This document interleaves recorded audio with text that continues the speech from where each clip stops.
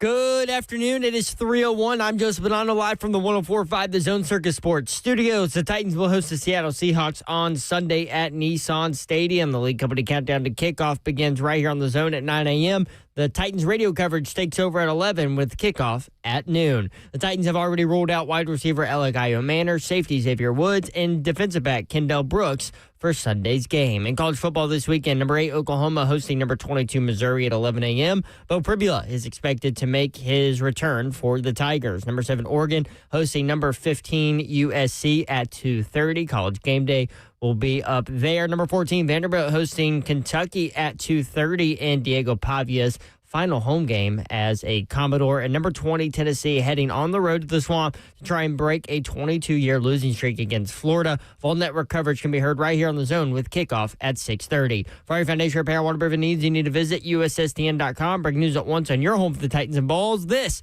is 104.5 The Zone.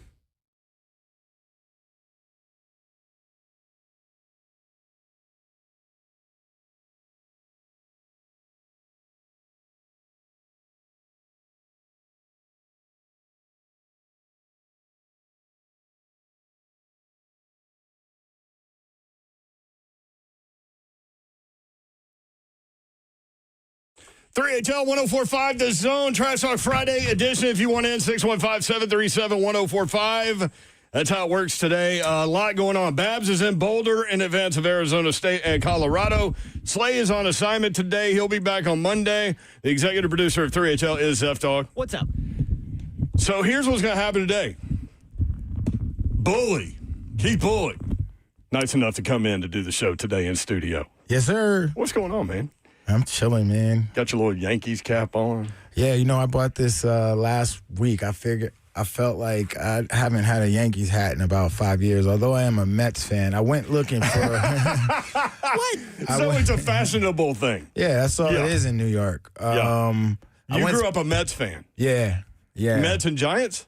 Mets and I guess I would root for the Giants before the Jets. Always root for the Giants before the Jets. The kids that I went to school with that were Jets fans, they always came in on Monday sad as hell. You didn't want to be that. The Jets, because the Jets would play like, it was back in the day. In New York, you're going to get if the Jets or the Giants have a bye, you're going to get the Bills.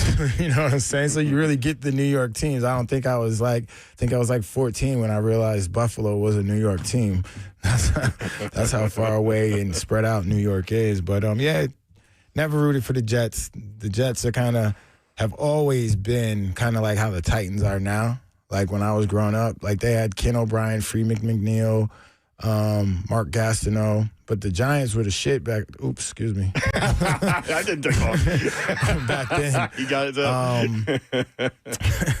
That's funny. But yeah, the Mets, man. The Freeman, Mets were good. all those guys. Yeah, the Mets were good. 85 Mets, 86 Mets. Mm-hmm. The Coke Boys, Darryl Strawberry, Dwight Gooden, Lenny Dykstra. Yeah. So when you grow up in and around the city, like you're basically locked into whatever's going on there. Like you really can't see out of that little bubble. Yeah, no, growing up in the part of New York I grew up in was pretty great because it's almost like the distance is from pretty much maybe Franklin to downtown Nashville, or even Franklin to downtown Nashville, but it's New York City. So yeah, man, even at 14, you're going into the city trying to get into the city. So you grow up in the suburbs where you got trees and parks and things of that nature, but the excitement in New York is right there. So when you were deciding on where to go to college, was it always Syracuse? Nah, actually, I really wanted to go to Michigan. That was the school I wanted to go to. Got recruited by Michigan. Michigan wanted me to come there, but they recruited me as a linebacker. Mm-hmm. And you wanted to play safety? I mean, I was a safety. I was 190 pounds. You know what I mean? So 190 pounds. And then linebackers in New York at the time were, Harry Carson, Carl Banks, Pepper Johnson, Lawrence Taylor. Those were linebackers. So I was very happy with being the next Ronnie Lott. So that was my goal. Ronnie Lott, Steve Atwater, those are the type of players. I grew up watching defensive backs. So how long did it take Syracuse to move you to linebacker?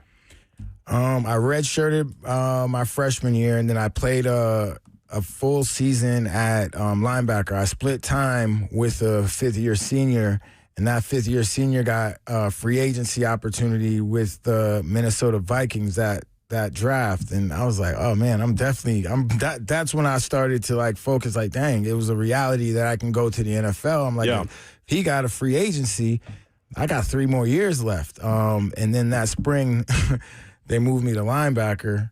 And at that point, honestly, I just wanted to get on the field. It really didn't matter what position I played. I knew I could play at this level. I was physical. I had all the attributes. So it was just a matter of learning the position. Can watch the show live, YouTube, Facebook Live, Twitter, and Twitch. Twitch, please. Bully knows the drill.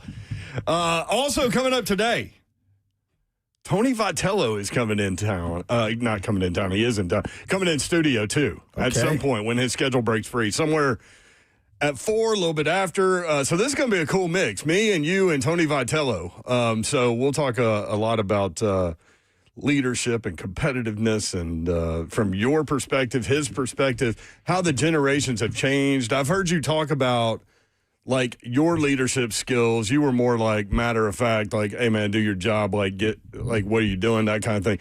And I don't know that necessarily works with most guys now, right? Yeah. And so, like, you've got to change. And from his perspective, he's going from college to pro baseball, which has never been done. College coach to pro baseball manager.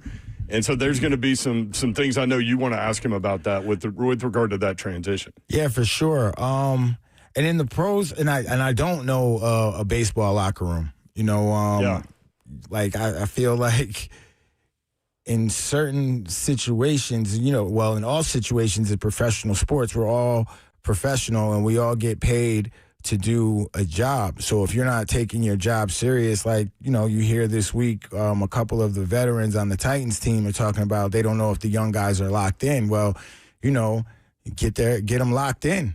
You know, it's your job. You get them locked in. For that to make it to the media, does that mean that it's been attempted in the locker room and there's a frustration level? Like, man, if y'all ain't going to listen to me, I don't know what else to do.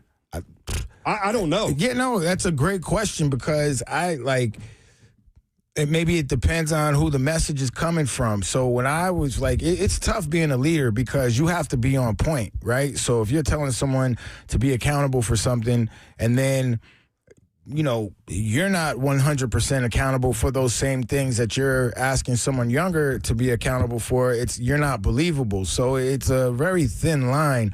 That's why as a leader, you have to be on point. Like, you have to be 1,000% on point.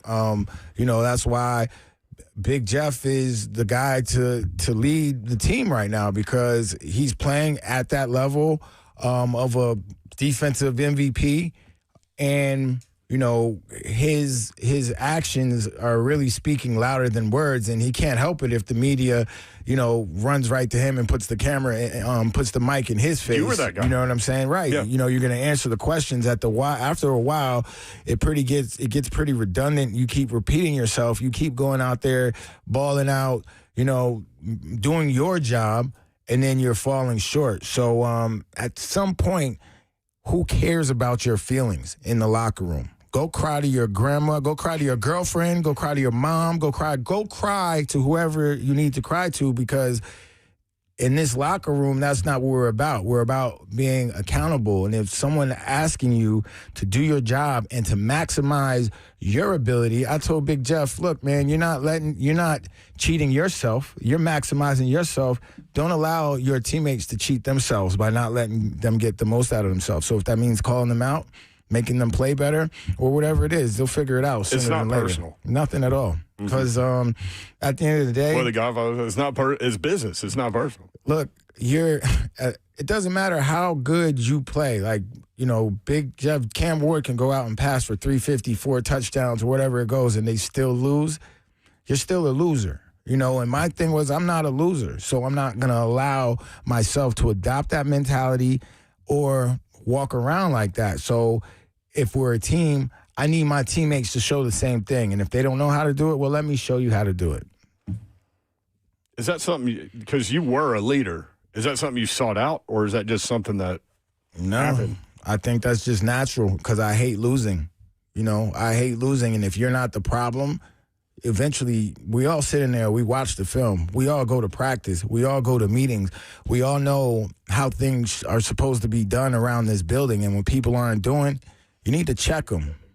You know, you definitely need to check them if they're not handling their business. And if the team and the coaches are electing you as the leader and saying you're the leader, well, you know, everybody leads different. That's why you need more than one leader. It's funny, too, because it seems like I've been doing this a long time. So, you know, I was in and around your locker room. I'm in and around this locker room. Players are different now. Yeah. And you were talking about Big Jeff. Big Jeff, it's funny how matter-of-fact he was after the game on Sunday. This is, for those that missed it, this is what Big Jeff had to say, and he kind of addressed the whole team through the media on this deal. Can't have that many false starts. We need to be better. I mean, we can't keep sitting up here saying the same thing, trying to sugarcoat it for the media, for anybody. And I said it in the locker room, I said it on the field. I'm tired of sugarcoating. I mean, we need to be better. At the end of the day, we need to protect Cam better. Simple. How do you guys feel as a defense when knowing if you give up 2 touchdowns or, you know, or whatever, that's going to be hard to win? I mean, at the end of the day, it's about complementing football. We have to play better team football. Game ball, AK. Sometimes the offense can be playing good, sometimes the defense, but how can we play good as a team, 3 phases? We not playing good team football right now, and it's showing. And Mike said it at practice Friday. We had freaking 4 false starts Friday. We playing at home. We shouldn't have that many false starts. Don't care. Like I'm tired of saving feelings. I'm tired of losing. That's what I'm tired of doing. I mean, guys on this team fighting, Ridge fighting. We fought our way back from injuries. That's because the team and this game means so much to us. Everybody had to take that same approach. Take this approach. We grown men. Everybody have a job to do, and we need to attack this game. We need to attack every day with a better attitude. And like I said, we need to play better football as a team. But we're not. I mean, basically what you were saying right there. You guys are very similar. Yeah, I mean, it becomes a level of frustration, man. Mm-hmm. When you go out there and you're busting your butt, and a lot of people are busting their butt, and there's an expectation, and then you got people that might be being nonchalant, you know, just fake it for me. Act like you're mad. You know what I'm saying? Act like you care. That'll make me feel better. But, you know, obviously there are things going on that we don't know about, but they're being addressed. Slay said something about one thing that would irritate him was he was giving everything he had out there, and he would go in the locker room, they'd lose a game or something, and people be in there laughing. And he was like, I didn't deal well with that. Yeah, now when you're a competitor, it has to mean something to you. Yeah. And that's why I'm saying fake it if it doesn't, you know, because at the end of the day, nobody wants to see you kikiing. And then after the game, all these kids, they want to exchange jerseys. And you know what really annoyed everybody? Like, social media is crazy. Like, oh, fit check. Man, who cares about your fit? You're playing like trash on the field, but your fit looks good before the game. Nobody wants to see that. Like, nobody wants to see that at all. Keith Bullock in studio until 6 o'clock, 3HL 104.5 The Zone. When we come back, Moonshine and former Tennessee Volunteer quarterback and NFL quarterback Jarrett Garantano. He'll preview the Tennessee-Florida game.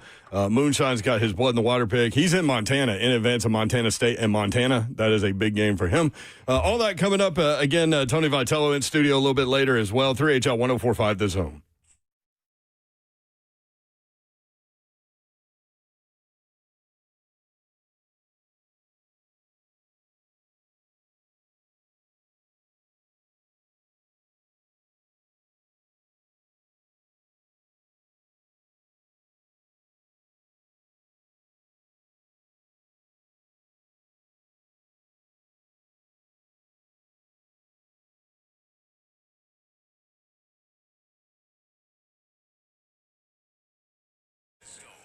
Gupton Dodge Chrysler Jeep Ram. That's where you need to go to get that next new vehicle, whether you're looking for a car, truck, SUV, or Jeep, new or pre-owned. Gupton has you covered. Daniel Gupton and his crew. Just let them know what you're looking for.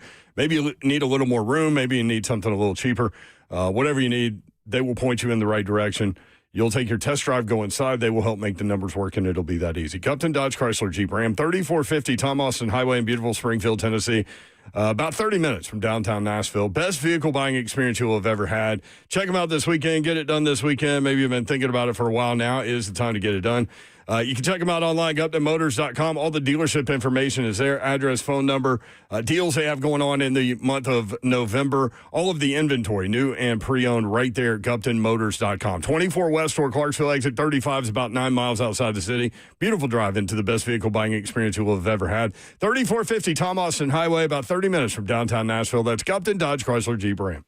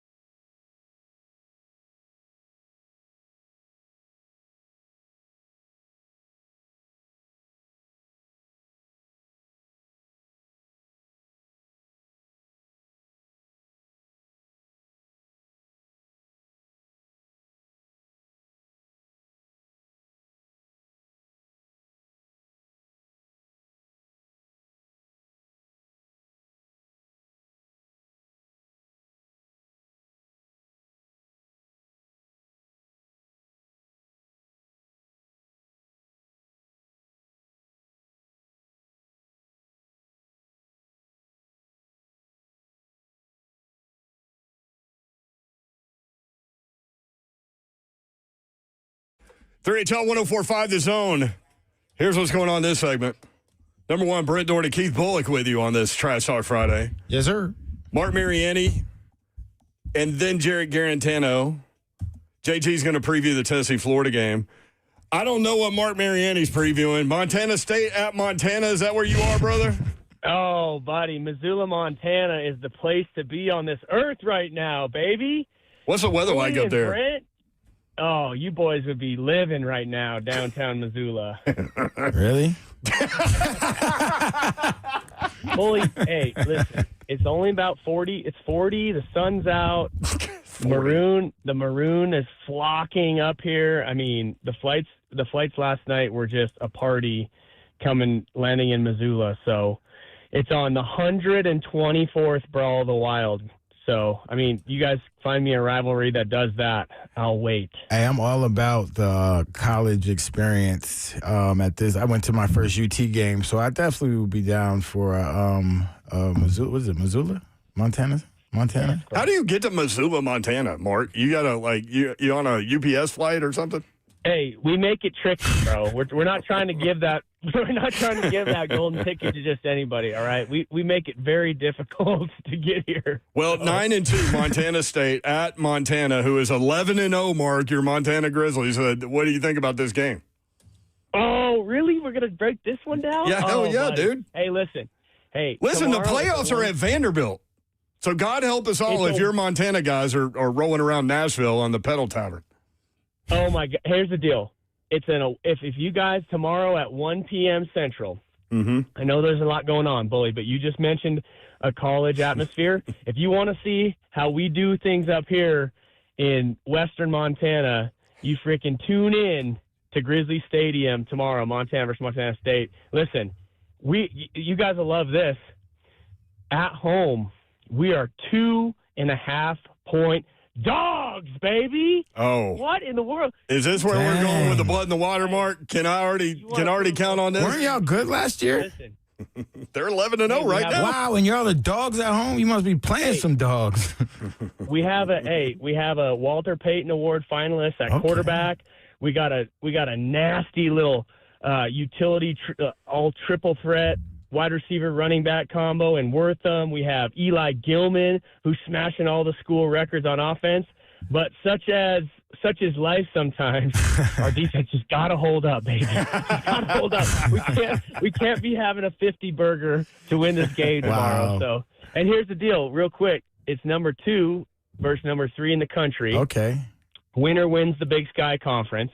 Okay. And we secure a 2 seed in the FCS playoffs, which, to Brent Doherty's point, the 1AA, or I guess FCS playoffs, land in Nashville, Tennessee on July 5th. And why that's important is because NDSU is smacking people on the other side of the bracket. So we got to get away from NDSU and see them in Nashville, or else we're in trouble.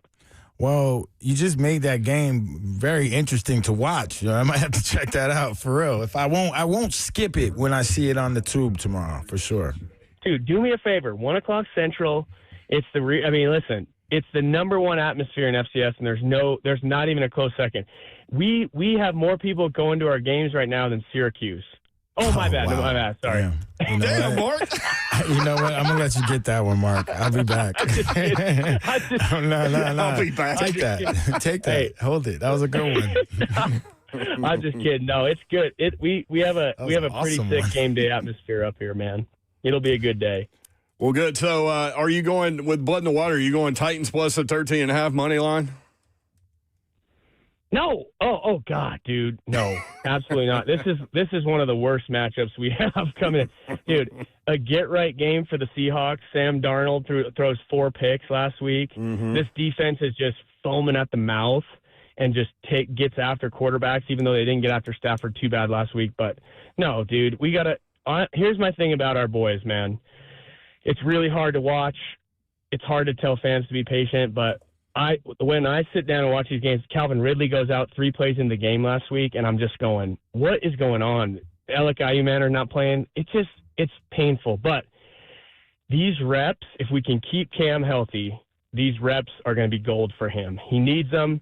It's going to pay dividends if we can keep him healthy.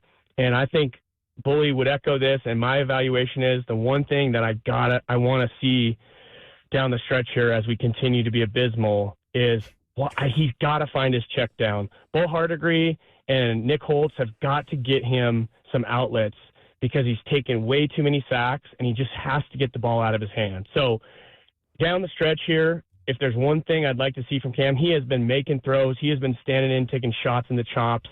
I mean, these reps are going to be they're going to be beneficial down the stretch, and it's going to help him. He's going to have a new offensive coordinator, new head coach next year. So all that doesn't matter. He's got to find his check down and stop taking sacks, man. Get it out of his hands. You know what Don't else? let people hit him and touch him. You know what else doesn't matter? The previous weeks of blood in the water. What matters is okay, Seth.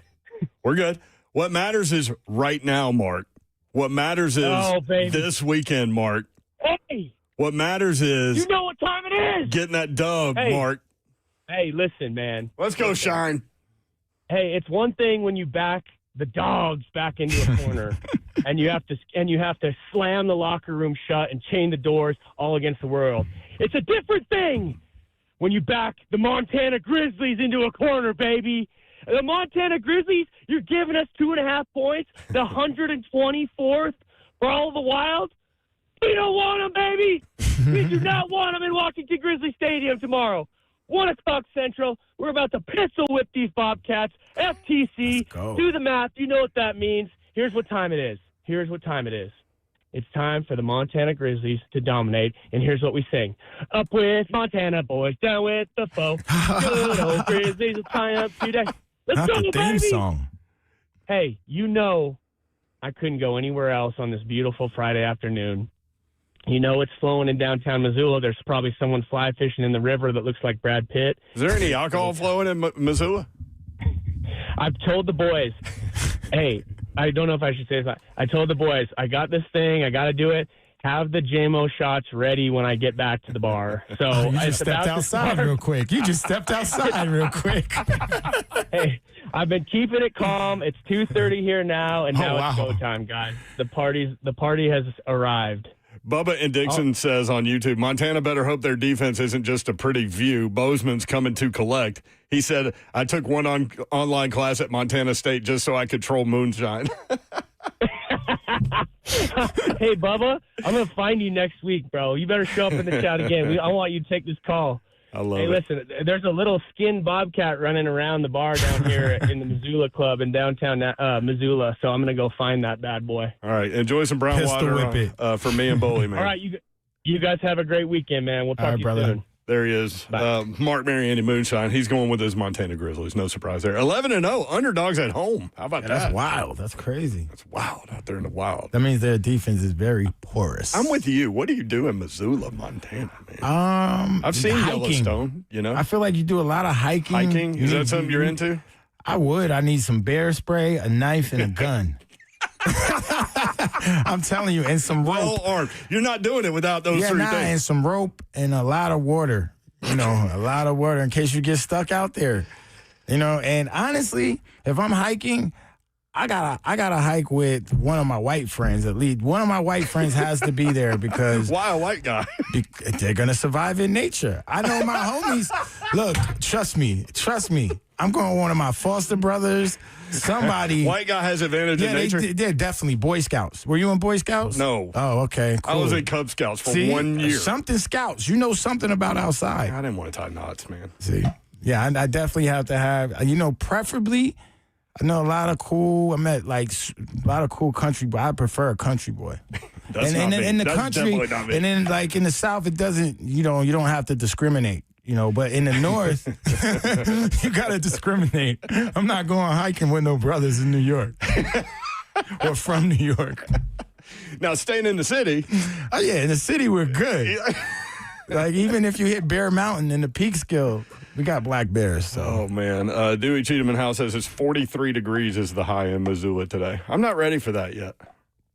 43. Yeah. You can watch the show live, YouTube, Facebook Live, Twitter, and Twitch. Babs is in Boulder in advance of Arizona State and Colorado. Arizona State favored by 7.5. Colorado fell off this year.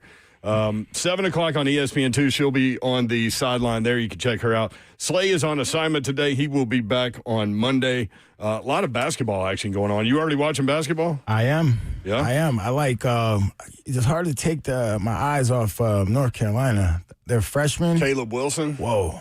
He has the go, goods. man. There's so many freshmen. And they this year. just played the kid from BYU, AJ Bonsada. How do you say his name? Bonciata, something like that. Yeah, I think you just hit it. That dude's legit too. Yeah. There's And a lot of freshmen. they're so polished at 18. At 18 years old to have like a polished game. Were you a polished basketball player?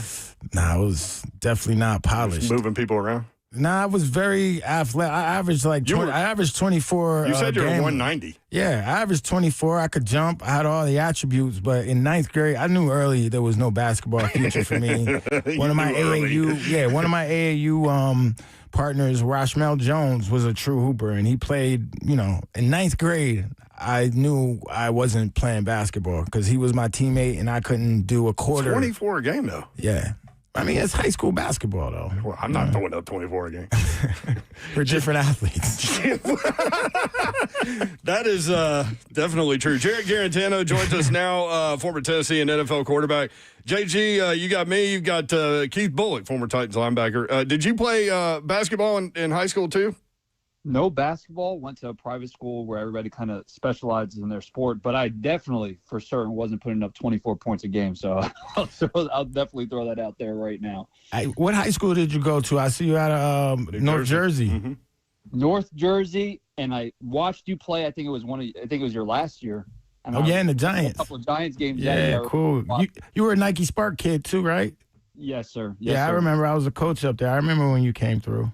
I was at Bergen Catholic. Yes, and we're sir. playing that Don Bosco team tonight, playoff game. So I'll be headed there tonight to watch some good football. That's a huge game in our area. Don Bosco, Bergen Catholic. I had some friends that went to. Brian Cushing went to Bergen Catholic. Oh, he did? He's a Bergen Catholic kid. I got you. Big Cush. Yep, Brian. That's our pride and joy right there. JG, what could you take from that Tennessee win against New Mexico State? Because to me, the untrained eye, it looked like they were going through the motions, man. Yeah, on tape, it didn't seem as crisp as weeks past. Just the offense wasn't moving as efficiently. It wasn't moving as sound as we normally have, and it just didn't seem right to me, right? And that being said, we still scored 35 points. We still won the game handily, but it just wasn't as crisp of a game when you look at fundamentally, when you look at getting the plays in and out the huddle, all those type of things. It just didn't look just crisp. Does that give you any concern? Sorry, Bully. Going into a Florida game, like to just immediately be able to pick it back up? I'm trying to think of all different narratives that could be played, right? I'm looking at this game and I'm saying, is it just because they were coming off of a bye week? Is it because they had a lesser opponent and they weren't really excited to play? Was it just because it was homecoming? Like, all those variables do matter. They do, in fact, go into why a team plays a certain way. Unfortunately, we let all of those factors play a part on the field, which we just can't let happen. But I think that we'll be ready to go for this one. It's a big rivalry game. Hopefully, we're not looking at their record and thinking that their team that talent is on that team is due to that record, right? I do think they have a lot more talent than their record actually depicts. So hopefully, we're ready to go. I mean, I do think Florida is a really good football team. They've lost a lot of 10-point and lower games throughout this whole season. Mm-hmm. We got to be ready to go, especially on the road, playing at the Swamp. And I already saw that it was a sold-out crowd, so it'll be a little bit more difficult to have to communicate and get plays and snapped and everything, communication. Well, outside looking in, it looked like UT kind of handled New Mexico State, but, listening locally, it wasn't, the game that UT fans wanted. Do you think if they went out there with that same intensity and that same energy, they could beat this 3-7 Florida team, or do they really have to bring it?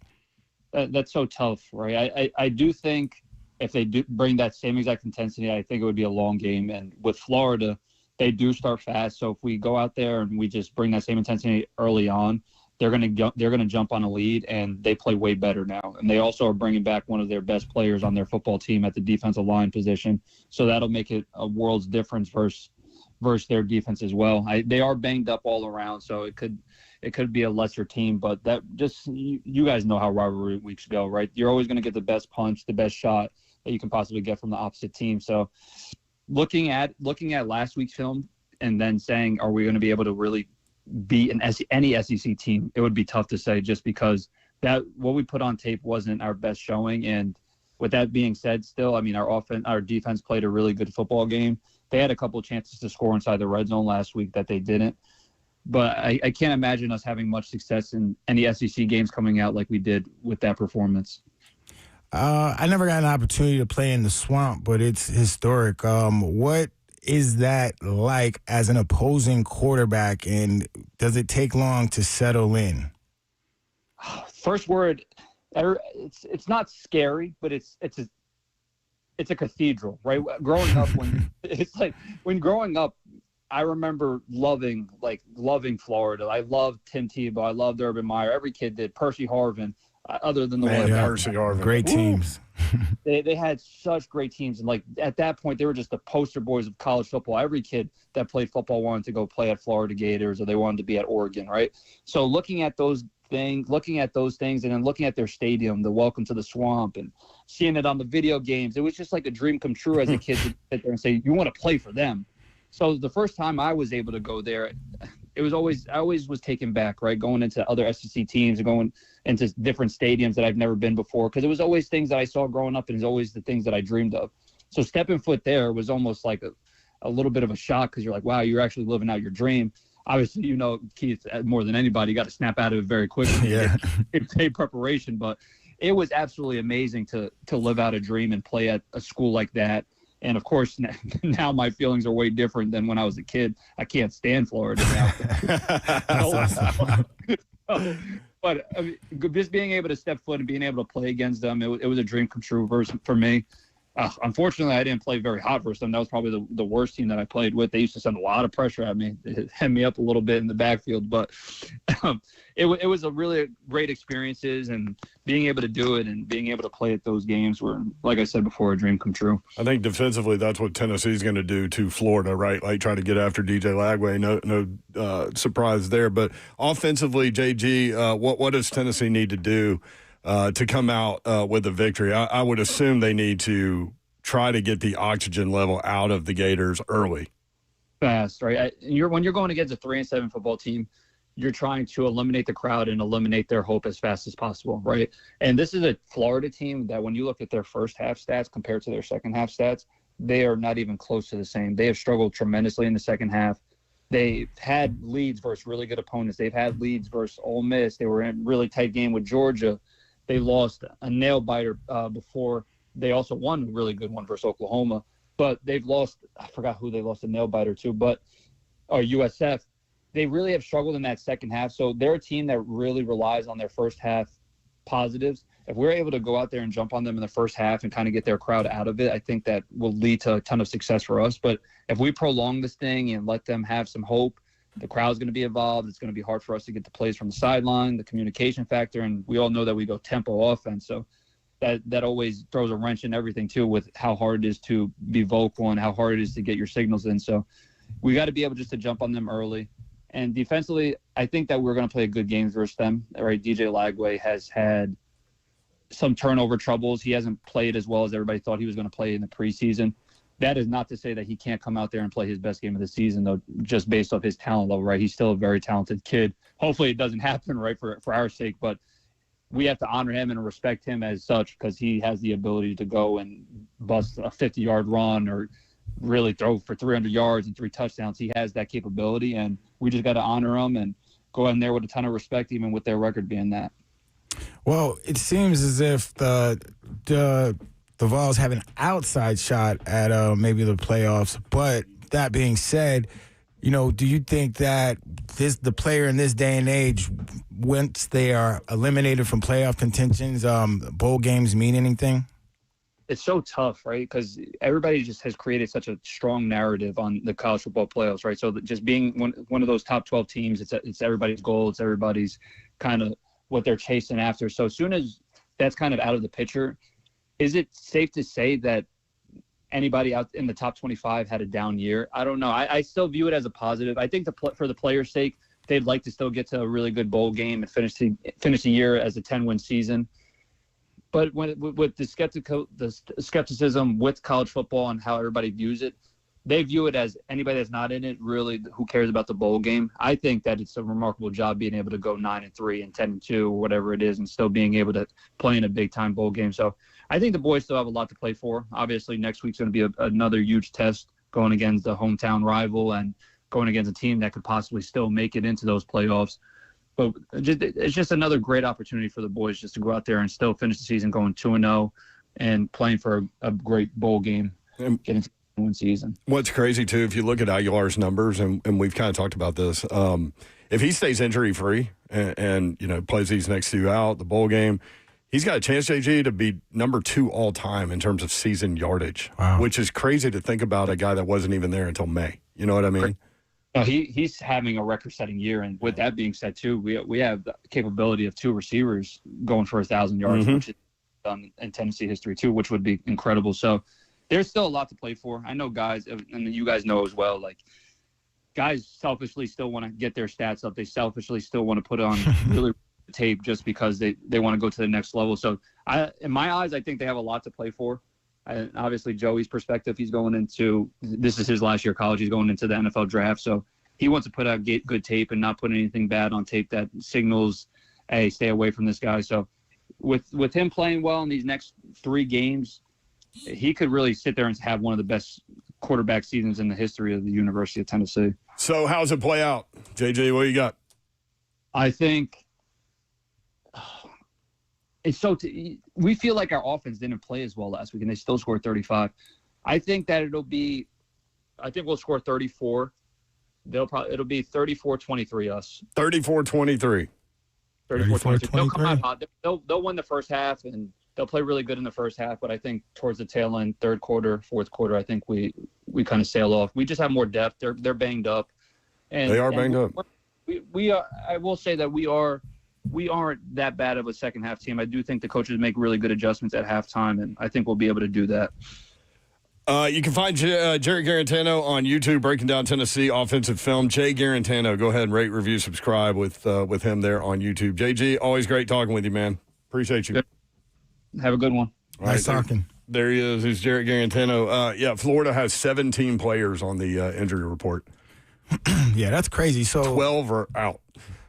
Yeah, so that leads to my last question that I asked, because if you're gung ho on making, and you know that you have a shot at making the playoff, and then you get eliminated, I know for a fact there are some kids that are, I'm going to transfer now, or I'm going to get ready for the NFL. So it's oh man, this day and age of collegiate sports is got to be crazy. Very tricky for a coach. Tricky's a good word. Run DMC. Shout out. Keith Carter, the Ole Miss athletics director, released a statement. He and the chancellor and Lane Kiffin all met today.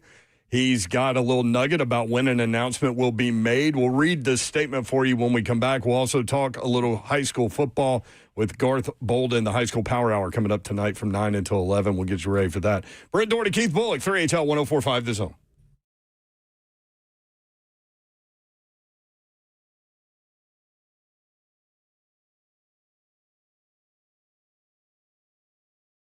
Happening, good people. Shout out to KellamStemCellInstitute.com. You need to go dive into this and find out how to alleviate that back pain. Yeah, it's not surgery. And listen, I wish this was around at the time that I chose to have surgery. Even though my surgery went well, the recovery, that's the problem. See, there's a breakthrough alternative surgery. It's a breakthrough alternative to surgery that you need to hear about, and that's with stem cell therapy. So no scalpels, no stitches, just a simple injection that targets the pain at its source. That right there is the Kellam difference. And talking about recovery, most patients are back to their routine in days, not weeks. Kellam Stem Cell Institute helps you get back to life faster. No hospital stays, no anesthesia, and a much lower risk of complications. You're in and out the same day, no overnight stays, no hassle. It's just results. You got to give them a call, though, at 615-850-4415 to go through the process. Tap in, KellamStemCellInstitute.com.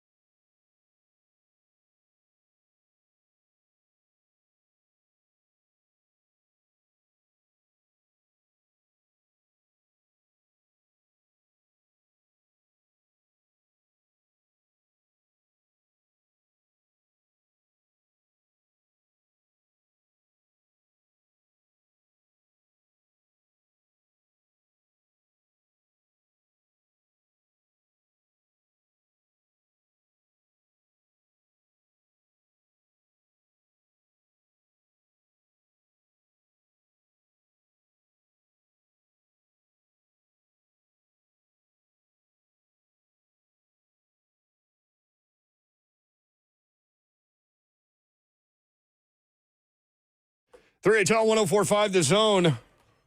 Brent Doherty, Keith Bullock sitting in today. Yes, I am. Babs is in Boulder, Colorado. Slay Dog is on assignment. Tony Vitello coming in studio. That's going to be Tony T. That's going to be fun. What up, Coach? Keith Carter, the Ole Miss athletics director, released a statement about a meeting that he and Lane Kiffin and the chancellor had today. We'll read that for you here in just a second. Let's talk a little high school football. Garth Bolden on now, the high school power hour coming up at 9 o'clock tonight on 104.5 The Zone. Full on playoff activity. Garth, what's up? How are you, man? Man, I'm all right, Brent. How are you? We are doing well. The high school power hour presented by Matthews Team Sports. I know CPA only won 2 regular season games, but here they go. They beat their arch rival, Lipscomb Academy. They beat Innsworth last week. They play at Brentwood Academy tonight. What do you think about that matchup? Big win. And that last week against Innsworth, tonight they face BA. They had a whole new season start during the playoffs. I said this the last time I was on with you guys. What if Brentwood Academy had played Baylor that week? We would have really known how good Brentwood Academy is. Mm-hmm. Tonight will be a big test for CPA, but I think Brentwood Academy will come out on top on that one. What else do you guys have tonight on the high school power hour? What are you focusing on? Well, we'll pay attention tonight to BGA. They travel to Boyd Buchanan, where Gary Rankin is now, one of the greatest Tennessee high school coaches. Yep. With all those state titles at Riverdale and then at Alcoa. He's now at Boyd Buchanan. They're undefeated. We'll pay attention to that one. We'll pay attention to Blackman hosting Maryville. That's a big game. Oakland, Green Hill will be at Oakland, but the weird thing about TSSAA this year, Ravenwood travels to Whitehaven. Ravenwood's undefeated, 12-0, and they travel to Whitehaven. If they win at Whitehaven, they come back and they host the semifinal game. So they travel in the quarterfinals, but they come back and would host the semifinal game. That's a big game. And then last but not least, here in the mid-state, Page hosts Beach High School. That's huge. That's one of the biggest matchups right there in the quarterfinals that you'll find tonight. That's a big one. And we jump back to Division II. Baylor and McCallie, they play tonight in the semifinals. So you know how big a matchup that'll be right there in Chattanooga. Keith Bullock here. Please forgive my ignorance. I played in New York high school football. It was a little different up there, wasn't it? Yeah, 1,000%. So I guess my question is... Y'all played on Saturday mornings, didn't you? Saturday mornings. Yeah. We never played night games. So a 2-win team gets to play in the playoffs and can actually win the state championship? Yeah. That's crazy. Exactly right. And Ravenwood had to travel. About that, CPA has done it before. Wow. CPA has done it, right? Am I right about that, Brent? You would know. Yeah, so Ingle Martin always wants to get the toughest regular season schedule you can possibly get because he knows, you're going to make ready, the playoffs. right. Yeah, it doesn't matter what your record is. That's crazy. So that's kind of where they are. That's cool, man. Yeah. I mean, to what we were just talking about with Joey G, at least, you're always in the playoffs. So even if you start the season off terrible, you can fix it. And it sounds like CBS is doing that with the last 2 games going into this one. Yeah, I mean, it is strange. I'll agree with you, Keith. We've talked about that on our Friday night show because they clearly went into the playoffs with a losing record, started into the playoffs, and they have gone through, 2 tough situations against Lipscomb and then turn around and play Innsworth. Innsworth upset McCallie earlier in the season, and then CPA beats them, last week to advance tonight against Brentwood Academy. Yep, it's going to be fun. And if you're out rolling around 9-11, again, Garth Bolden and Charles Pulliam, the high school power hour presented by Matthews Team Sports. You can catch Garth there and at Gatewood Tire over there in Cool Springs. Thank you, Garth. Hey, thanks, guys. You guys have a good afternoon. Have a great weekend. Appreciate it, man. Too. Yeah, I mean, new season.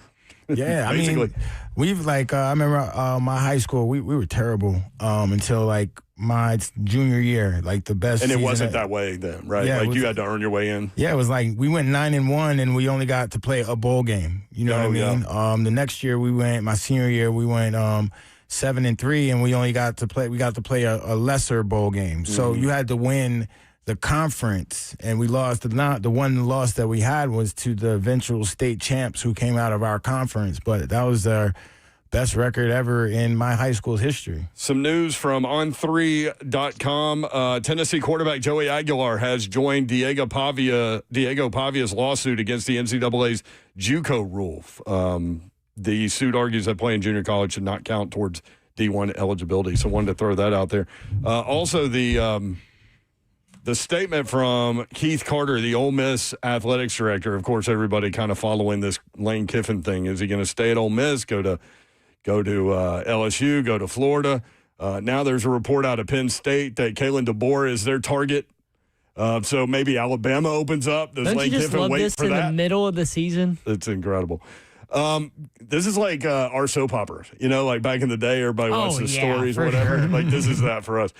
Here is the statement from Keith Carter, Vice Chancellor for Intercollegiate Athletics, Director of Athletics at Ole Miss. Coach Kiffin and I have had many pointed and positive conversations regarding his future at Ole Miss, including meeting today with Chancellor Boyce. While we discuss next steps, we know we cannot lose sight of what is most important, our sixth-ranked team that is poised to finish the regular season in historic fashion.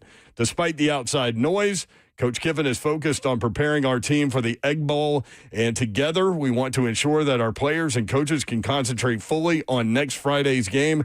This team is on the cusp of an unprecedented season, and it is imperative that they feel the support of the Ole Miss family in the week ahead. An announcement on Coach Kiffin's future is expected the Saturday following the game.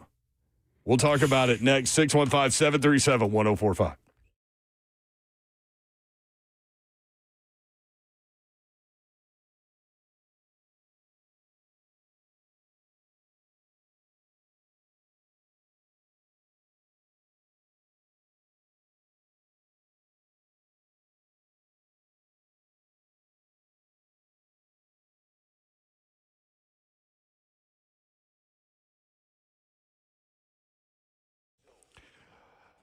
Maybe you go hang out at a friend's place and he's pumped to watch some NBA games, but his setup not ready for prime time. Maybe you thought he was a big hoops fan. Maybe it turned out that you got fan fished. If you call yourself a sports fan, you got to have Xfinity like me. Imagine the NBA all in one place, made easy. You can find all of your favorite games with the speed and the ease of a seasoned pro with live scores, stats, and odds thanks to Xfinity FanView. If you've got a friend who's watching games like a rookie, now is the time to introduce them to Xfinity. They've got the most live sports and insane picture quality. No one does it better. So next game day, make sure that big fan isn't a big fail. Be the best at watching basketball with Xfinity, proud partner of the NBA. Xfinity, imagine that. Restrictions apply. X1 box required.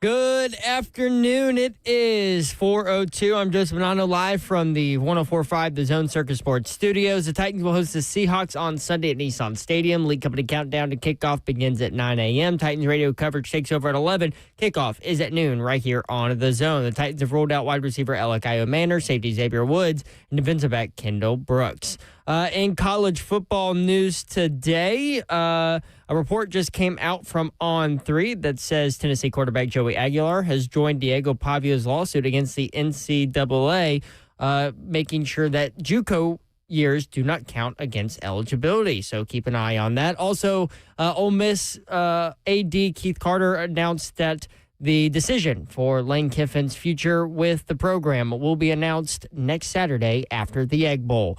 In college football this weekend, number 8 Oklahoma hosting number 22 Missouri at 11 a.m., number 14 Vandy hosting Kentucky at 2:30, and number 20 Tennessee heading on the road to the Swamp. They'll try to break a 22-year losing streak against Florida. All network coverage can be right here on The Zone with kickoff at 6:30. For our foundation repair, whatever needs, you need to visit USSTN.com. Break news at once on your home for the Titans and Balls. This is 104.5 The Zone.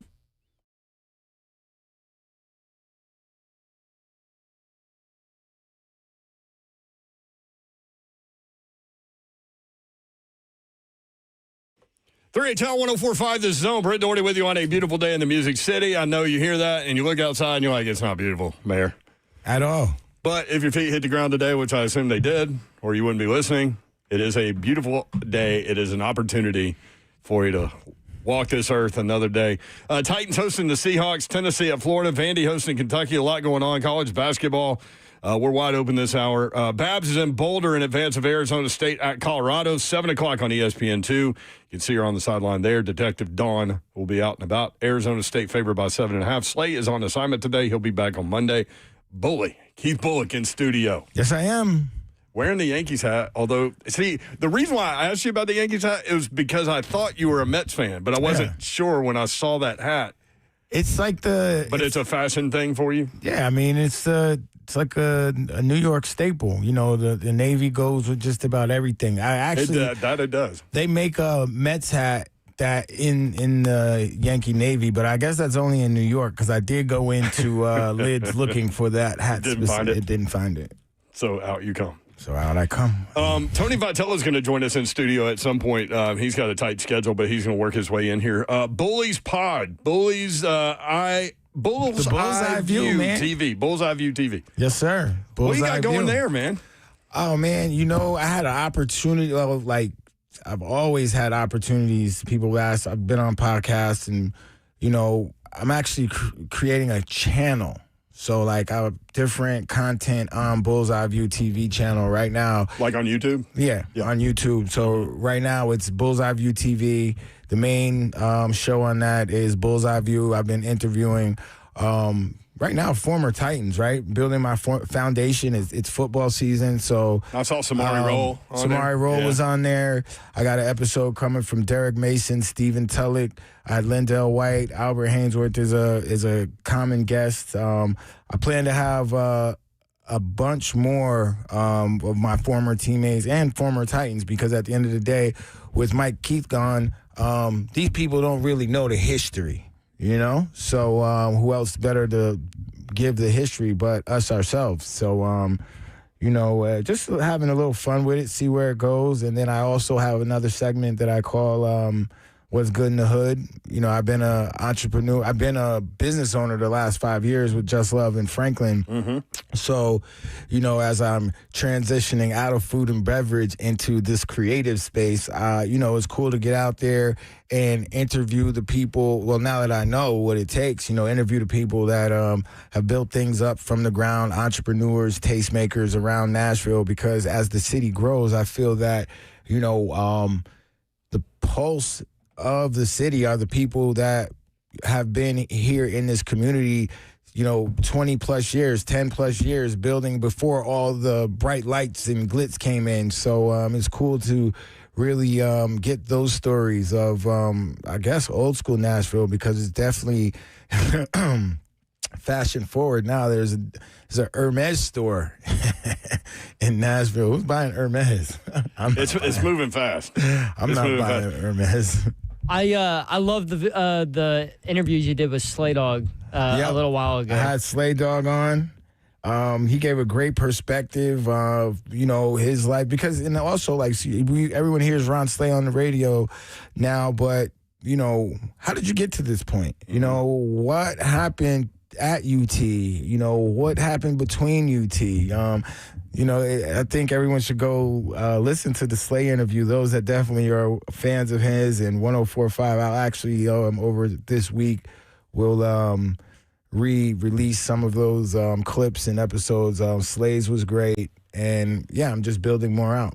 We think very similarly there. They kind of make fun of me when we have people in studio, especially, and we can do something long form. I'm the same way. I'm interested, like, what made you successful? Yeah. Because people look at successful people and just, I think, naturally just think, oh, they're just successful, blah, blah, blah. But they've been through a lot. Everybody goes through things to get where they are. And, and I like to find out what that is. Yeah, for sure. And then for me, I like to, because when you play with certain players like Derek Mason, right? Derek Mason, when I played with him, he was just starting to come into his own. And it took him a minute. Yeah. From the receiver position part. He was returning punts. Yep. And Kevin Dyson got hurt, and he was ready. So, it was one of those things, and then you hear it all the time, stay ready so you don't have to get ready. And when I was a rookie, what I really noticed about Derek Mason was the way he practiced. He practiced hard all the time. And when I got here, those Titans teams, everybody practiced except Steve. but we know why Steve didn't practice. But exactly. So for me, it's like, if Eddie George is practicing every day, I'm definitely practicing every day. And you see Derek Mason out there, you see Blaine out there, those guys put in work, and that's kind of where you learn. So it's cool to kind of get their story, because you don't know it as a teammate. You just know what you see. Bullseye View TV on YouTube, and man, it looks great too, man. It's really professionally done. Yeah, man. I was told by my agent a long time ago, rest in peace, Gary, that if you're gonna do it, you got to do it right the first time. I love it. 615-737-1045 if you want in. That's Trash Talk Friday going on, Tennessee and Florida. So from an athlete perspective, Josh Heupel, Tennessee football coach, addressed the difficulties the Tennessee program has had in Gainesville. So they haven't won in the Swamp in Gainesville, Keith, since 2003. Okay? Which has nothing to do with any of the players that are in the locker room right now, right? But there does – you just feel that there's something holding over you when there's a streak that long. From a player perspective, do you get wrapped up into that at all? Or is the mindset? Do you think the mindset is let's go win this thing? Well, look, if the coach comes into the meeting talking about, we haven't won here, and how, that's in your mind already. That's part of his message. The other part was it has nothing to do with you guys. Yeah, that's cool. But when it's late in the third quarter or late in the fourth, and you're down by 4, and you're like, oh, snap, is it going to happen? That stuff seeps back in. So I would have left that all the way alone. Don't bring that up. You changed the, we're going to come in here, we're going to kick down the doors, and we're not taking any prisoners. We have 60 minutes, we're in and out and back. So now, look, I don't know that speech is going to work, but I know I'm not telling them that we haven't won here since in 23 years. I'm definitely not telling them that. I mean, most of the guys in the locker room weren't even alive in 2003. And I hope that's what they're thinking. Coach, why are you telling us this? We weren't even alive. That has nothing to do with us. But I do know if it's close in that third and fourth quarter, that losing streak in the Swamp will definitely start to kick in. Tennessee needs to jump on them early, right? Yes, jump on them early. Don't give them any oxygen. That crowd that Joey G talked about, get them. Garrett talked about, get them out of there. Don't let the fans get into it. Make the students leave the stadium by the middle of the third quarter. And so you're just playing in front of grandmas and their family. Their little girlfriends. This is what Mike Keith said, the voice of the Vols, said to us and to Ramon and Will. He said, do you put it out there that you haven't won there in 22 years and that you've lost 10 in a row in that building? Or do you say, hey, we don't know anything about that. This is the game. This is now. This is us. And he split the difference. He did both. He talked to them about the series and made them understand the rivalry and what they have a chance to do. And then he also said, hey, what did 2009 or 2013 have anything to do with us. That doesn't matter. That doesn't make any difference to us. That's not us. So I think it's very wise because I think you do a couple of things there. I think you give this team a little more motivation to go into this game by understanding what they can do. Because here's the thing. If you ask any Tennessee fan at any point over the last 30 years, especially a Tennessee fan under the age of 50, this is their game. The Florida game is your game if you're under 50, because that's been the series that has been the one that has had the most hype and has meant the most because of divisions. So if you ask any Tennessee fan, if we go to Gainesville and beat Florida, is that a big win? The answer is yes. I love anything Mike Keith says, and I'm not a coach, and I haven't. You would have stayed away from ball. Yeah, I mean, look, it's simple for me, right? It's simple. What I'm gonna do is I'm gonna create a sizzle reel of all of the great plays that we had, or maybe I start with, all the teams that, beat UF, show us winning, show us, the Vols of the past winning, what it's like, and then show what they've done this year as a team, and this is who's going in there, you know what I'm saying? And just kind of make it about them. I feel like it's more about my team going into this game than a 3-7 Florida team that, if you give them life, then it's going to be a good game. We're not going to give them life. We're going to go in, lock the doors, choke them out real quick, and then just get back to Knoxville. I like that message. You feel me? You feel me? Short and sweet. Like, hey, it's business trip. Right, and then you work to that all week. I mean, you talk to that in the beginning of the week, but then the team takes the attitude of the coach, right? So if I'm a coach and I have like a demeanor, an all business demeanor, on the practice field, and then we go back in the coaches' meetings. So it's like, all right, guys, we got two more days. Keep that same intensity at practice. You know what I mean? And you could be whatever you want when you come back in. But there's no way in heck I'm giving 18 to 23-year-olds any doubt that they're not the greatest team that's going to be out there on Saturday. You can watch the show live, YouTube, Facebook Live, Twitter, and Twitch. Twitch, please. Dewey Cheatham and How? He jumped you there. He got me. Dewey Cheatham and Howe says, give Bully your business at Just Love Cafe in McEwen. Just Love McEwen. Hey, you better show up while he's there. Hey, I'm a creative right now. I'm a content creator. So if my number is called, hey, Just Love might have to find somebody else to love. Kathleen in Nolensville. Kathleen, what you got? Well, hey, guys. How you doing? Hi, I love your show, as Thank you. always. Thank you. I listen to y'all constantly, and I do have a story to tell 22 years ago when we did take down the swamp lizard. My baby was born. He was born in June, and we took him down in September. And he was the happiest baby ever because he was wearing his orange and white. And so I just wanted to tell you guys that, and I hope we do well. We just got to punch them in the mouth and just keep on fighting. And this team is very special. I think they've got a lot of heart and fight in them. I really do. So go Vols, and I love y'all guys. Love it, Kathleen. Haven't heard from you in a while. It's good to hear your voice. I know. It's great to hear your voice, Brent. I just love y'all to death, and I love Keith. I've been a big fan of Keith. Back in the Titans day, I haven't gave up on the Titans, Keith. No need to. Not gave up. I love them, and I'm all Tennessee here. I'm a Tennessee girl. Love it. So I love you guys, and y'all have a blessed evening, and go Vols. Let's do this thing. Thank you, Kathleen. Thank you, love Kathleen. You. There she goes. Great call. 22 years. Well, did they win? Did she say that? Did they win? Yeah, she was talking about the 03 game. Oh, what was the significance in the 03 game? Zeph was 2 years old. I was 2 years old. Yeah, who was the Iceman, quarterback? Casey Clausen. Okay. Casey. I heard a stat from Lucas today that since 1970, they've only won at the Swamp 3 times.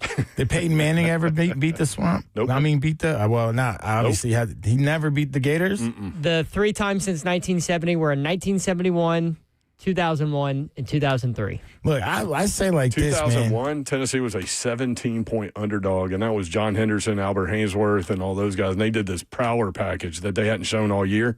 And they played the game at the end of the season because they were supposed to play the week of 9/11. And so it got moved to the end of the season.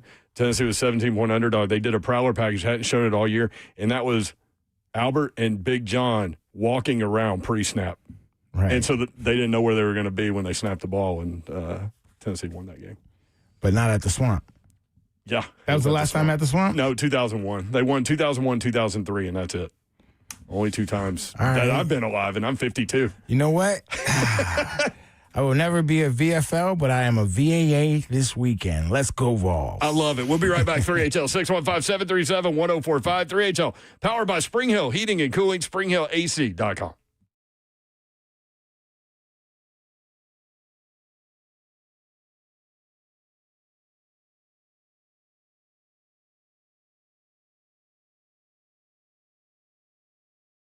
Want to tell you about Zero Rest because maybe you are like me and you need your carpets cleaned. And guess what? They can do it for you, and they've got pretty simple pricing going on right now. $45 a room. That's it. No more trying to figure out these bundled room offers and, 50% off if you add this. Nope, $45 a room for 1 room, 5 rooms, 10 rooms. That's it. Call them for complete details, but the thing I love about Zero Res is, you guys know I have a ton of dogs. I have kids, and I worry about chemicals. Guess what? Zero Res doesn't use them. Insanely clean carpets. They use this special formulated ZR water, which is no soap, no residue, and no harsh chemicals, so you know it's safe for your entire family, and it's insanely clean. Go ahead and schedule your visit. 615-535-9376. Tell them Dawn sent you, and you can book online easily. ZeroResNashville.com. That's Zero Res. Spell it backwards or forwards. It's the right way to clean, and don't forget, you can ask about their air duct cleaning, too.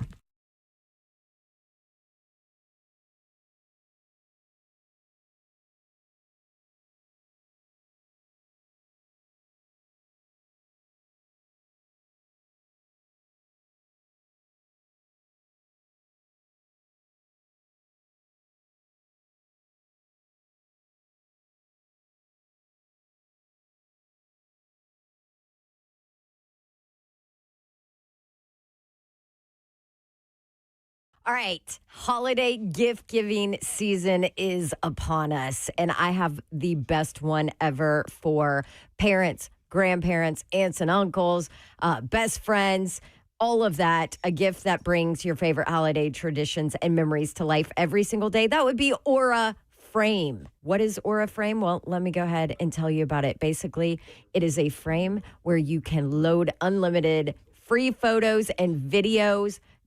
Download the Aura app, connect to Wi-Fi, load all your pictures on, gift that frame to maybe parents or grandparents that live really far away.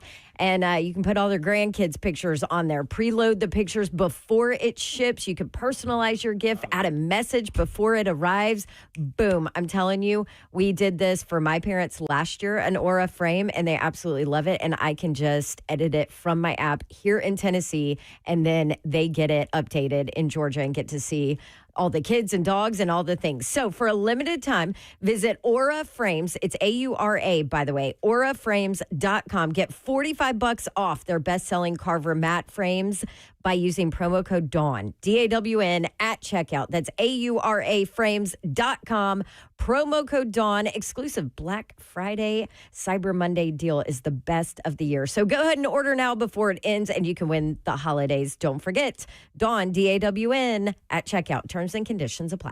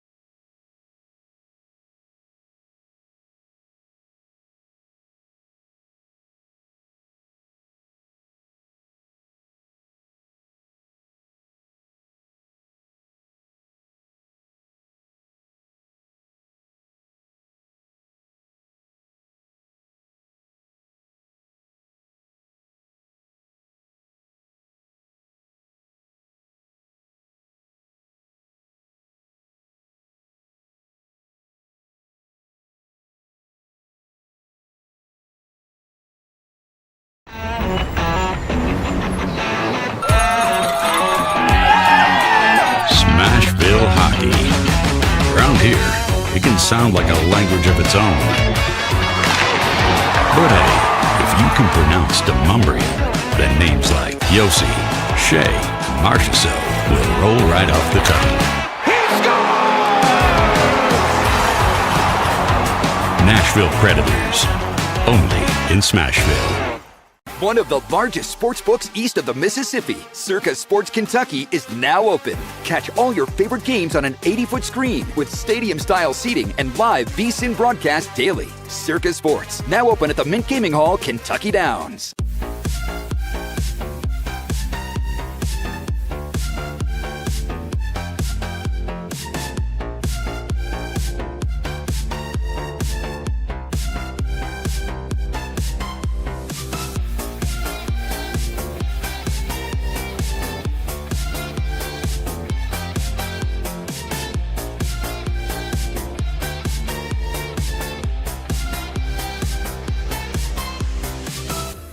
My dad and I used to golf together all the time, but when he hurt his back, it was over.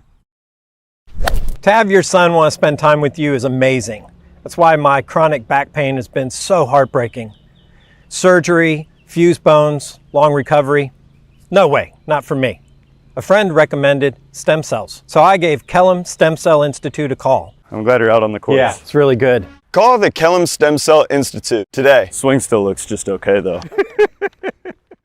Selling your home can be stressful, but it doesn't have to be.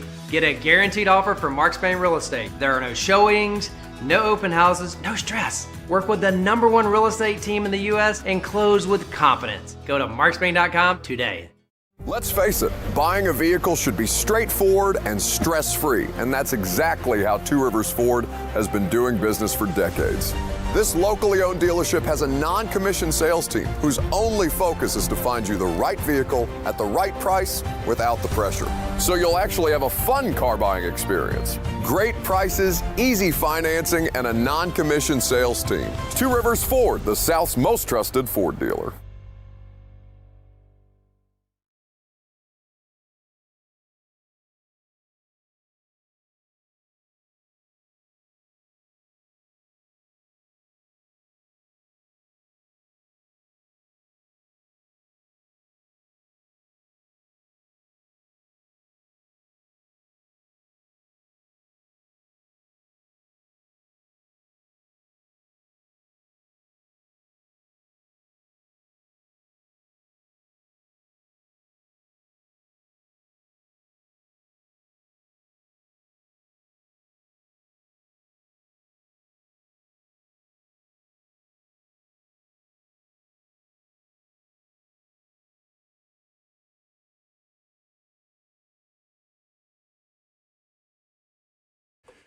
HL 104.5, The Zone, Trash Talk Friday, 615-737-1045, Tennessee, Florida.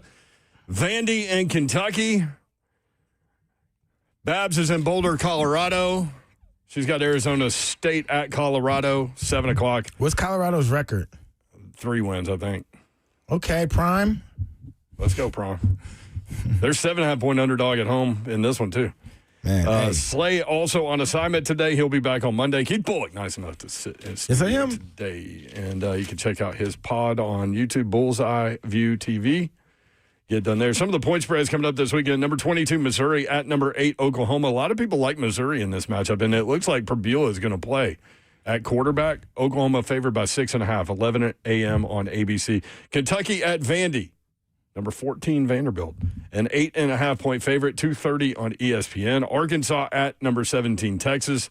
Texas, an 8.5-point favorite, 2:30 on ABC. Number 20, Tennessee at Florida. Tennessee favored by 4.5 in that game, 6:30 p.m. on ABC. Some of the other SEC matchups, Samford at number 3, Texas A&M. Charlotte at number 4, Georgia. Georgia favored by 44.5. Eastern Illinois at number 10, Alabama. Mercer at Auburn.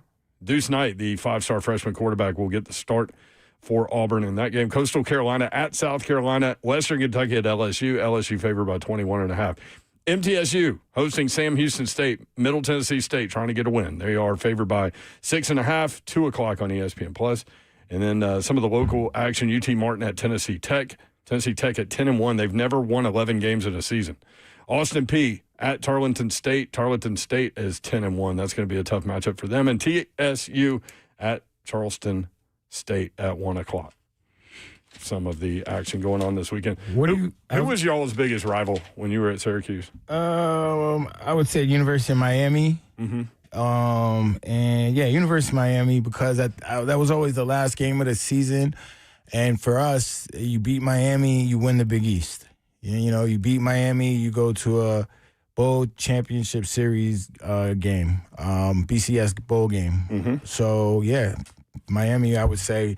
And for me, I was fortunate. We caught them when they were on probation. The last year that they weren't on probation, I believe, was Sapp and Ray Lewis's last year, maybe in like 90. That was a squad. Yo, that was 95, 96, because I remember that's all they were talking about was Ray Lewis. So I knew who Ray Lewis was before Ray Lewis was like a household name. Because he was heavy in our scouting report. So that's a good way to put it. Yeah, for sure. Heavy in the report. So I had a question for you. You said Missouri versus Oklahoma. I think Oklahoma's been playing really, really good football, especially defensively. Yeah, and I saw them and that's what has really been keeping them in the games and allowing them to finish at the end. And I saw Missouri play against Vanderbilt.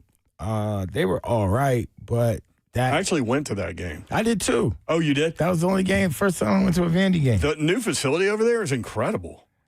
The whole facility, it's all new to me. I didn't play here when the Titans were playing over there. Oh, man, it was dead forever. I grew up here. It was just those cold, hard benches all over the place. I sat on those. Oh, you did? Yeah. Yeah, I had bleacher seats. So they're taking the bleachers out this offseason and putting chairbacks in. We were lucky enough to go stand in the Commodore Club. Well, you know what? I went with Zach Pillar, so those bleacher seats weren't really working for him. So we ended up standing right in the concourse. It was an adventure to say the least. That quarterback's something though, isn't he? Yeah. Diego Pavia. I think that he's a gamer, man. He makes big plays in big moments. He's a gamer. He can do it with his legs. He can do it with his arms. He doesn't always make the right play, but he always makes the right play, if you know what I mean. That makes sense. You know what I'm saying? Yeah. So, there's nothing too flashy about him, but he's all flash, right? You know what I'm saying? And he's not a big guy at all. He's pretty small in stature, and but he plays definitely like he's 6'3". Yep. So Missouri has been without their quarterback for the last few weeks, and he's back. He had a dislocated ankle, but he is back. John Mateer for Oklahoma was the truth at the beginning of the season. He had a broken bone in his left hand. He's trying to play through that. Hasn't been as effective. So they're riding with their defense, but they got the win against Alabama. If they win out, they're probably going to the playoff. Yep. Bama wins out, they go to the playoff, and then if Vandy wins out, if all three of them win out, then Vandy's probably on the outside looking in, unfortunately, because this is the best season they've had in the history of the school. So I know it's hard for you UT Vol fans not to look forward, but with Florida this week, I hope you get this Florida win. That would be good. But then the point spread for the Tennessee-Vandy game currently is Tennessee by 3.5. They already have a line out for that game.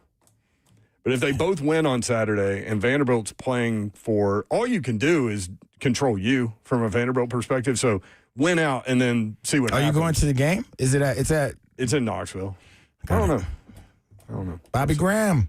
BG. Hook your boy Keith Bullock up. You hung out with BG. That's my UT I didn't even family. know you were up there. And then I saw Emily and BG with the video and in the background of your video. Hey, man. And Slay Dog over there with a cigar. You know what? Did you have fun? What game was that? I had a great time. BG, Emily, the boys, they're great hosts. I won't come empty-handed this time. You just showed up. Well, I came with Slay. I didn't know where I was going. They looked out for me. He just picked you up like a so I'm gonna have to. I might have to shoot a text. I'm gonna invite myself. Bobby Graham had a huge catch against Memphis. Tennessee was not going to beat Memphis that day without that catch on the sideline. Great guy. That's great family. Yeah. Everything. What game was that? Georgia. Oh, maybe I don't need to go. The missed field goal. The missed field goal. I mean, look, that game could have went. 34-yard field goal, you win. That game could have went either way. And for my first time on at Rocky Top for a game, for a big game too. Yeah, that was pretty impressive. The most impressive thing is that the tailgate started so early. What are we doing? Yo, kegs and eggs. Pretty much. Like as soon as I walk up, I don't even drink Miller Lite, but I did that day. I'm glad I did. Got me through the whole day. A few Gatorades in between. Hey, Slade knows how to get it done. I was in good hands. Bob, Emily, holla at your boy. Will from the Ville. I'm sure he was up there. Let's go to Keith in Nashville next up on 3HL. Keith, what's up, man? Hey, I don't know what QB competition there is because I said McIntyre's been outstanding ever since he got on campus. Mm-hmm. George McIntyre at Tennessee? Yeah. Yep. So I don't know what competition y'all is being talked about. I mean, Merklinger ain't no good, they said. You talking about for next year? Yeah. Yeah. I would anticipate Merklinger transferring, George McIntyre staying, Faison Brandon's coming in. He's the number one quarterback in the country. And they'll probably do a grad transfer quarterback. Or maybe Aguilar with this Pavia lawsuit, maybe he gets another year. He had thank you for the call, Keith. He had 2 JUCO years? 2 JUCO years at Diablo something community college over in California. What a name for a school, Diablo whatever. Devil. Isn't it crazy how, and that's, You can go play college football for 8 years. But no, it almost correlates to the NFL, right? Like, so you got these college quarterbacks that are in their 20s, like 22, 23, 24. So it obviously, there's proof in the pudding where it takes time to, become a certain level at quarterback, high college. And then even when you go to the pros, it takes time. No one's coming in and just throwing a freshman in unless, they're that guy. But in the pros, you're expecting a quarterback that's learning a new system, new players, all these different things that go into it to be, instant popcorn, great right away. You know what I mean? Instant popcorn. Hey, that's what it is. We used to have Jiffy Pop, right? We had to sit there shaking it on the stove, shake it. Now they just put it in. It's ready in 3 minutes. It's unrealistic. What are you seeing from Cedric Gray at linebacker for the Titans? In the last, 4, 5, 6, 7 games, he's had 17 tackles, 12 tackles, 12 tackles, 10 tackles, 16 tackles, 11 tackles. He's got 102. Got a chance to go well over 170. What are you seeing from him? Because that's a guy in the offseason, a lot of people were saying he wasn't even going to start. Right. Well, he makes a lot of tackles, you know what I mean? So where he's supposed to be and do your job kind of thing? What is this, his second year playing linebacker? So he's still very green. So, to be fair, he's making tackles. He gets to the ball. There's still some things that, from a linebacker's perspective, that he still needs to work on, his hands, maybe his reads. That'll make him more efficient, make him a better, linebacker on top of what he's already doing. I think the next step for him is to kind of understand how to make plays, right? So it's one thing to make tackles, see ball, hit ball. We've all heard that. Now put yourself in a position to make plays. If you think about earlier in the outside of the scheme? Yeah, outside of the scheme or even within the scheme. It usually should be within the scheme because if you're out, most guys that make plays outside of the scheme, the people I think of is Troy Polamalu and Junior Seau. And I don't know how they did it. Player. Yeah, because anytime I tried to make a play outside of the scheme, I would get beat. Anytime I would try and cheat, I would get beat for cheating. And, I shouldn't have tried it against Peyton the times that I tried it, but, you got to try something to make a play against the Sheriff. But that being said, I think once he starts to make plays, tackles for losses, get his hands on the ball in the passing game, make some plays in the passing game. I'm not even talking about sacks. I'm just talking about making plays in the passing game. Being a former safety, it should almost be easier for him because he should understand the defense from the back to the front, meaning he should know what the safeties are doing before even getting down to understanding the positioning of the D-line and things of that nature. So, he's definitely he's very productive. Like I say, once he's able to start making plays in the pass game, then he'll start to become more of that complete linebacker and put himself in a position for a nice payday. They had a ceremony this morning to lift the final beam, topping out the new Nissan Stadium. The beam was signed by a bunch of people, including Roger Goodell, Amy Adams Strunk, and others. Goodell said this today. He was in town. He said this today about Super Bowl prospects for Nashville. He said, when the draft was here, it was a wake-up call. We said Nashville is a Super Bowl-ready city. It just needs a stage. Goodell went on to say, this from Teron Davenport, Goodell went on to say the new Nissan Stadium is that stage. He said, despite there being a process, he has no doubt a Super Bowl is coming. Could you see a Super Bowl in Nashville? I mean, we all knew that. I feel like, we know how to throw a party, don't we? Yeah, if you don't pay attention, unless you don't pay attention to trends, we all knew that, right? The airport's getting bigger. Mm-hmm. We're building a new stadium. The draft was great. It was a great experience for just the community of Nashville. I think everyone that I had spoken to that were just football fans that went down to the draft experience had a great time. You could run your 40, you could do the combine things, and the NFL does a great job of hosting and putting things on for its fan, regardless what city. And I think that Nashville set the tone for host cities, whereas it used to be in New York every year. And as a player, I used to love when the draft was in New York. Being from New York, all the parties, I know all of it. It was just great. So I even loved it just as much here. Super Bowl, Final Four, college football Final Four, everything's going I'm here for it. Yeah.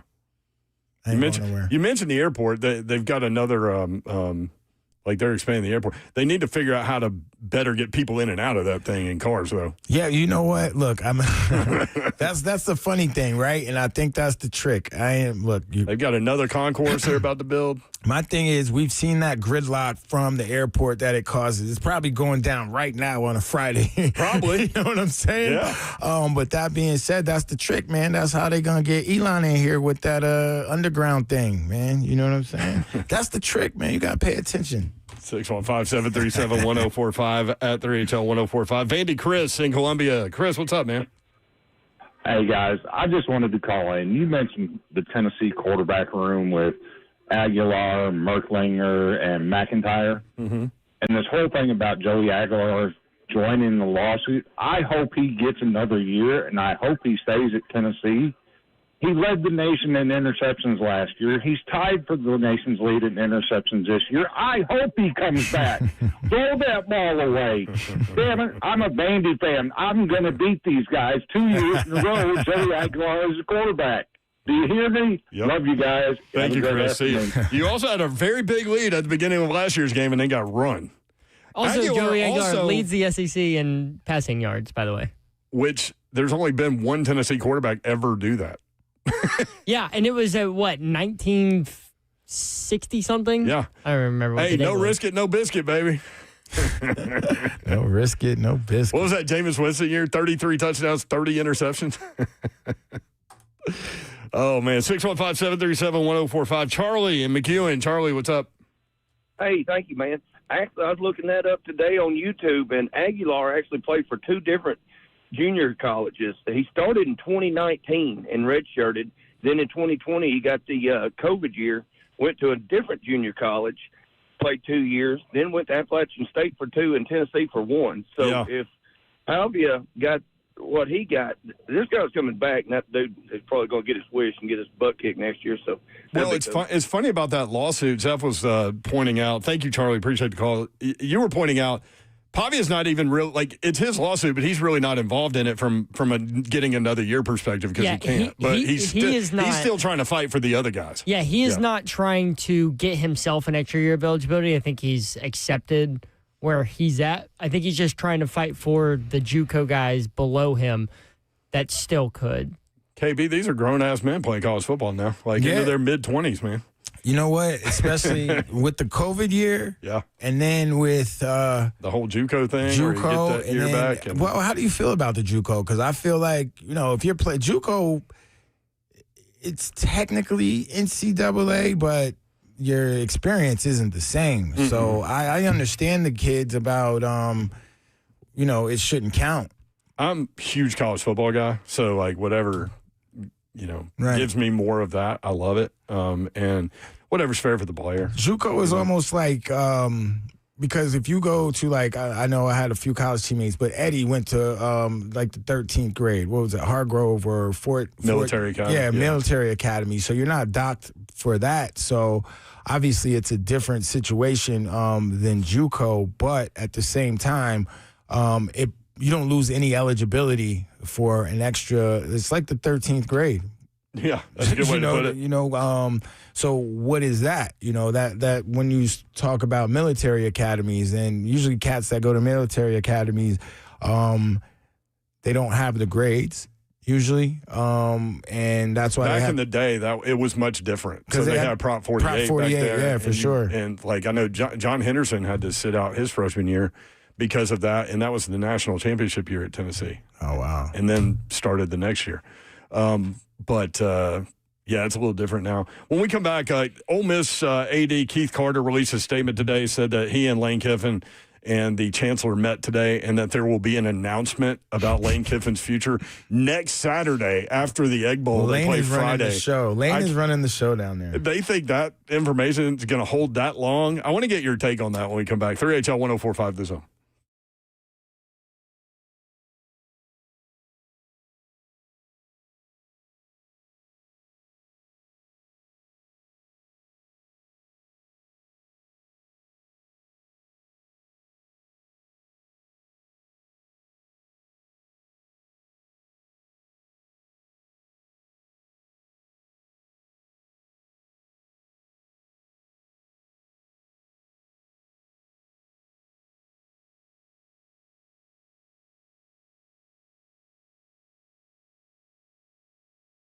What's happening, y'all? MedicalHouseCalls.com is what you need to go lean into when you're trying to get back on your feet, feeling the right way you're supposed to. Yeah, that's like natural. You know how you're supposed to feel. If you're not that way, you need somebody to call on. And that's where Medical House Calls comes in. And do they come to your door? You're absolutely right to do. That's why House Calls is right there on the end of it. Primary health care, urgent care, IV therapy, doesn't matter, they feel it.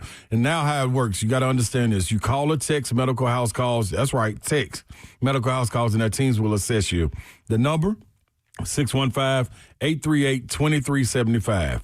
615-838-2375. You book your visit. And after a quick chat, medical providers will be at your door to deliver care that gets you back ASAP. I've been through it myself. We've done it on the show. IVs tailored just for you. It don't get better than this. Take all this stuff of having to leave the house, get all the kids and everything, and go to the urgent care.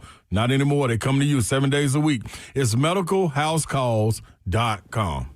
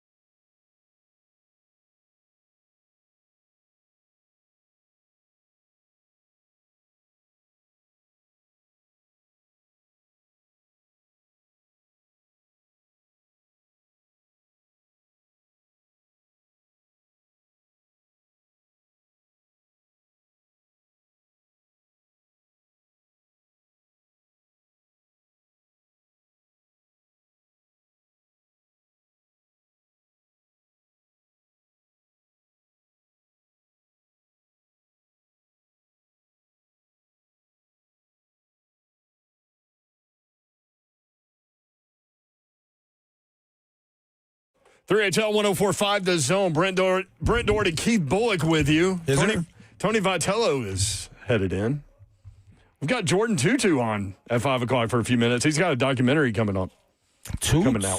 I remember back in the day running around the city with Toots here and there. Cool dude. Yes, sir. Boy, he was a gritty player, too, on the ice. He didn't take any crap, that's for sure. And off. We all were. You all were. That is true. 615-737-1045. Greg in Clarksville. Greg, what's up, man? Hey, how you doing? Good. I wanted to, first of all, condemn you for your 5-minute commercial for the Montana Teddy Bears. The Montana State Bobcats are actually much higher ranked than they are. Well, one's 2, one's 3. Well, that's far enough away. Okay. And then one of my other teams, Tennessee the Harvard, I love it. Trash talking Montana and Montana State. I love it. I'm here for it. And Harvard are going to play the Yale Bullfrogs tomorrow. Oh, okay. Harvard's quarterback is the truth, I hear. They are, and as a matter of fact, it's possible to have 2 of my teams for the national championship in Nashville because both of them are in the top 15. Actually, I think both are in the top 10. So yeah, that FCS championship game, for those that don't know, is going to be played at Vanderbilt Stadium. Nice. So that's Might have to gonna make be my fun. second trip. Mm-hmm. my other 2 teams will probably need a little bit of help to get to the top 12 for the larger league. Who are your other 2 teams? MTSU and Samford.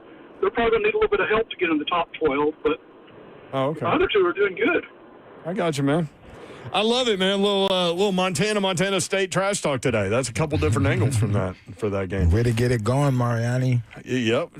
Texans beat the Bills last night, 23-19. Houston has won 4 of its last 5 against Buffalo. That's a strange series, little record there. Houston sacked Josh Allen last night, Bully, 8 times. Yeah, so obviously we knew Houston's defense was the truth all year. Shout out to Matt Burke. Matt Burke is the defensive coordinator for the Houston Texans, and he was the quality control linebacker coach during my time with the Titans here for about 6 years. So it's great to see him and Jim Schwartz got killer defenses, man. Will Anderson and Daniil Hunter combined for 4.5 sacks last night, and that's just the sacks they got. They were in the backfield nonstop. Josh Allen was not comfortable at all. 0. So how does that correlate to how the Titans' performance was against Funny them? that How do you ask. I have the numbers My for man. both quarterbacks. Hey, that's what you call an alley-oop. So Josh Allen against the number 1 ranked Houston Texans defense was 24 of 34, 253, no touchdowns, 2 interceptions. Cam Ward was 24 of 37, 197, 1 touchdown, no interceptions. Josh Allen's passer rating against the Texans was 67.4. Cam's was 87. The QBR number, which is the analytics ESPN thing, for Josh Allen, 26.1. For Cam, it was 60.4. Josh Allen sacked 8 times. Cam was sacked 3 times. Josh Allen, 5 carries, 20 yards. Cam Ward, 3 carries, 33 yards. What can we take from that comparison as the rookie quarterback continues to grow with very few weapons?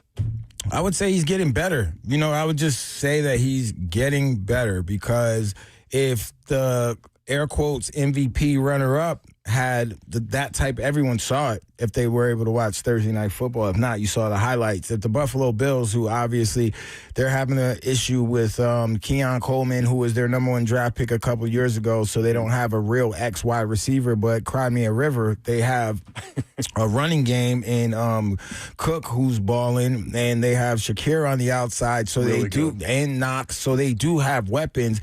It's just that I would look at the Houston Texans rose to the occasion of playing against the Bills at home on a Thursday night, and they turned all the way up on them. And the Texans offense played complimentary football, and that's what the Titans have yet to do as a team. But I think that it says, to your original question, that the Titans are getting better. You know, it doesn't help to compare one team, how they played against another team, but it's still the number one defense in the league, and your rookie quarterback. The throw to Chig on that last drive, 95-yard touchdown drive to tie it. And that's what I like, right? At That's the end a of positive. At the end of the day, you want to have a shot to win, and I feel like there have been several occasions this year Cam has given the Titans an opportunity to win or put them in an opportunity to win. You can see the gamer in them, most especially, in that last game versus the Texans. What did you think about the Ole Miss AD coming out with a statement saying they all talked today, the chancellor was involved, there will be an announcement next Saturday after the Ole Miss Mississippi State game? You know what? It kind of Isn't that wild? It kind of makes me think of like a movie. Like the boss was like, "Hey, we got to figure out what we're doing here," and Kiffin knows he has the upper hand. I'll let you know next week. I'll get back to you next week. You think the information doesn't get out? Yeah, I'd put money that it comes out before the end of the games tomorrow. Because Kiffin's gonna leak it. I would leak it. Right, he's got all the power. That's exactly what I'm saying. You can't give the guy with the power an ultimatum. Give the Godfather an ultimatum. See what happens. He's gonna leak it. That's right. Lane Kiffin seems like the kid that's gonna leak the information. Tony Vitello in studio. We'll visit with him, and we've got Jordan Tutu for a few minutes when we come back. Stay tuned. 3HL 104.5 The Zone.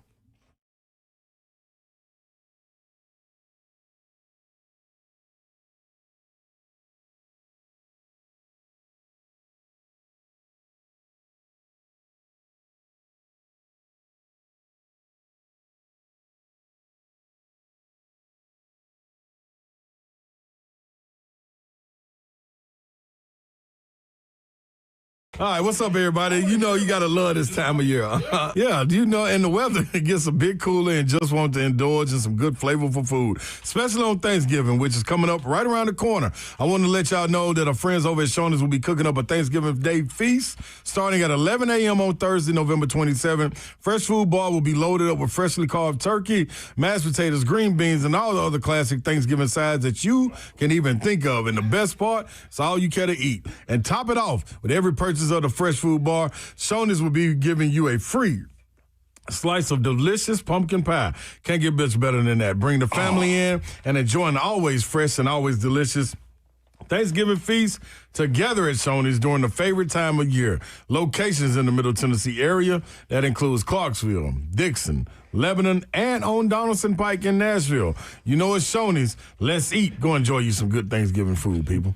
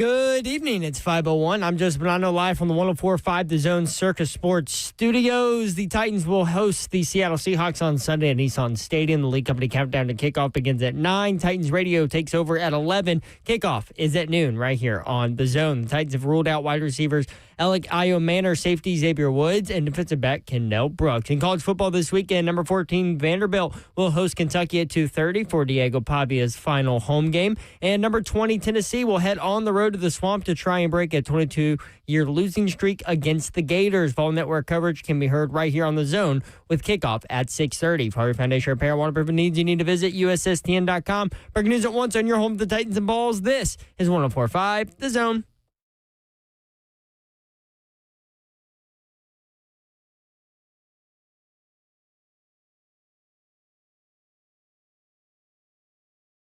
HL 104.5 The Zone, powered by Spring Hill Heating and Cooling, SpringHillAC.com. Babs is in Boulder in advance of Arizona State at Colorado. Slay is on assignment today. And when those two leave, weird things happen.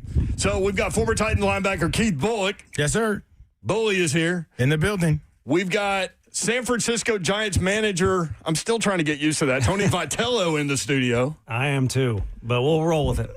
Executive producer at 3HL is Zeph. We'll get to V. Oh, my bad. We'll get to V momentarily. We also have former Preds legend, let's just say that. Jordan Tutu joins us now. Jordan, what's up, man? How are you? Hey, guys. I'm doing great. Thank you. Always great to get back into Nashville. Tutu, what's up, brother? Keith Bullock here. Great to hear you, man. It's been a minute. Yeah, buddy. Yeah. Hey, I just want to say it was a pleasure watching you play back in the day, big guy. Yeah, I appreciate it. Same with you, man. Yo, tell us about this documentary you got, man. Yeah.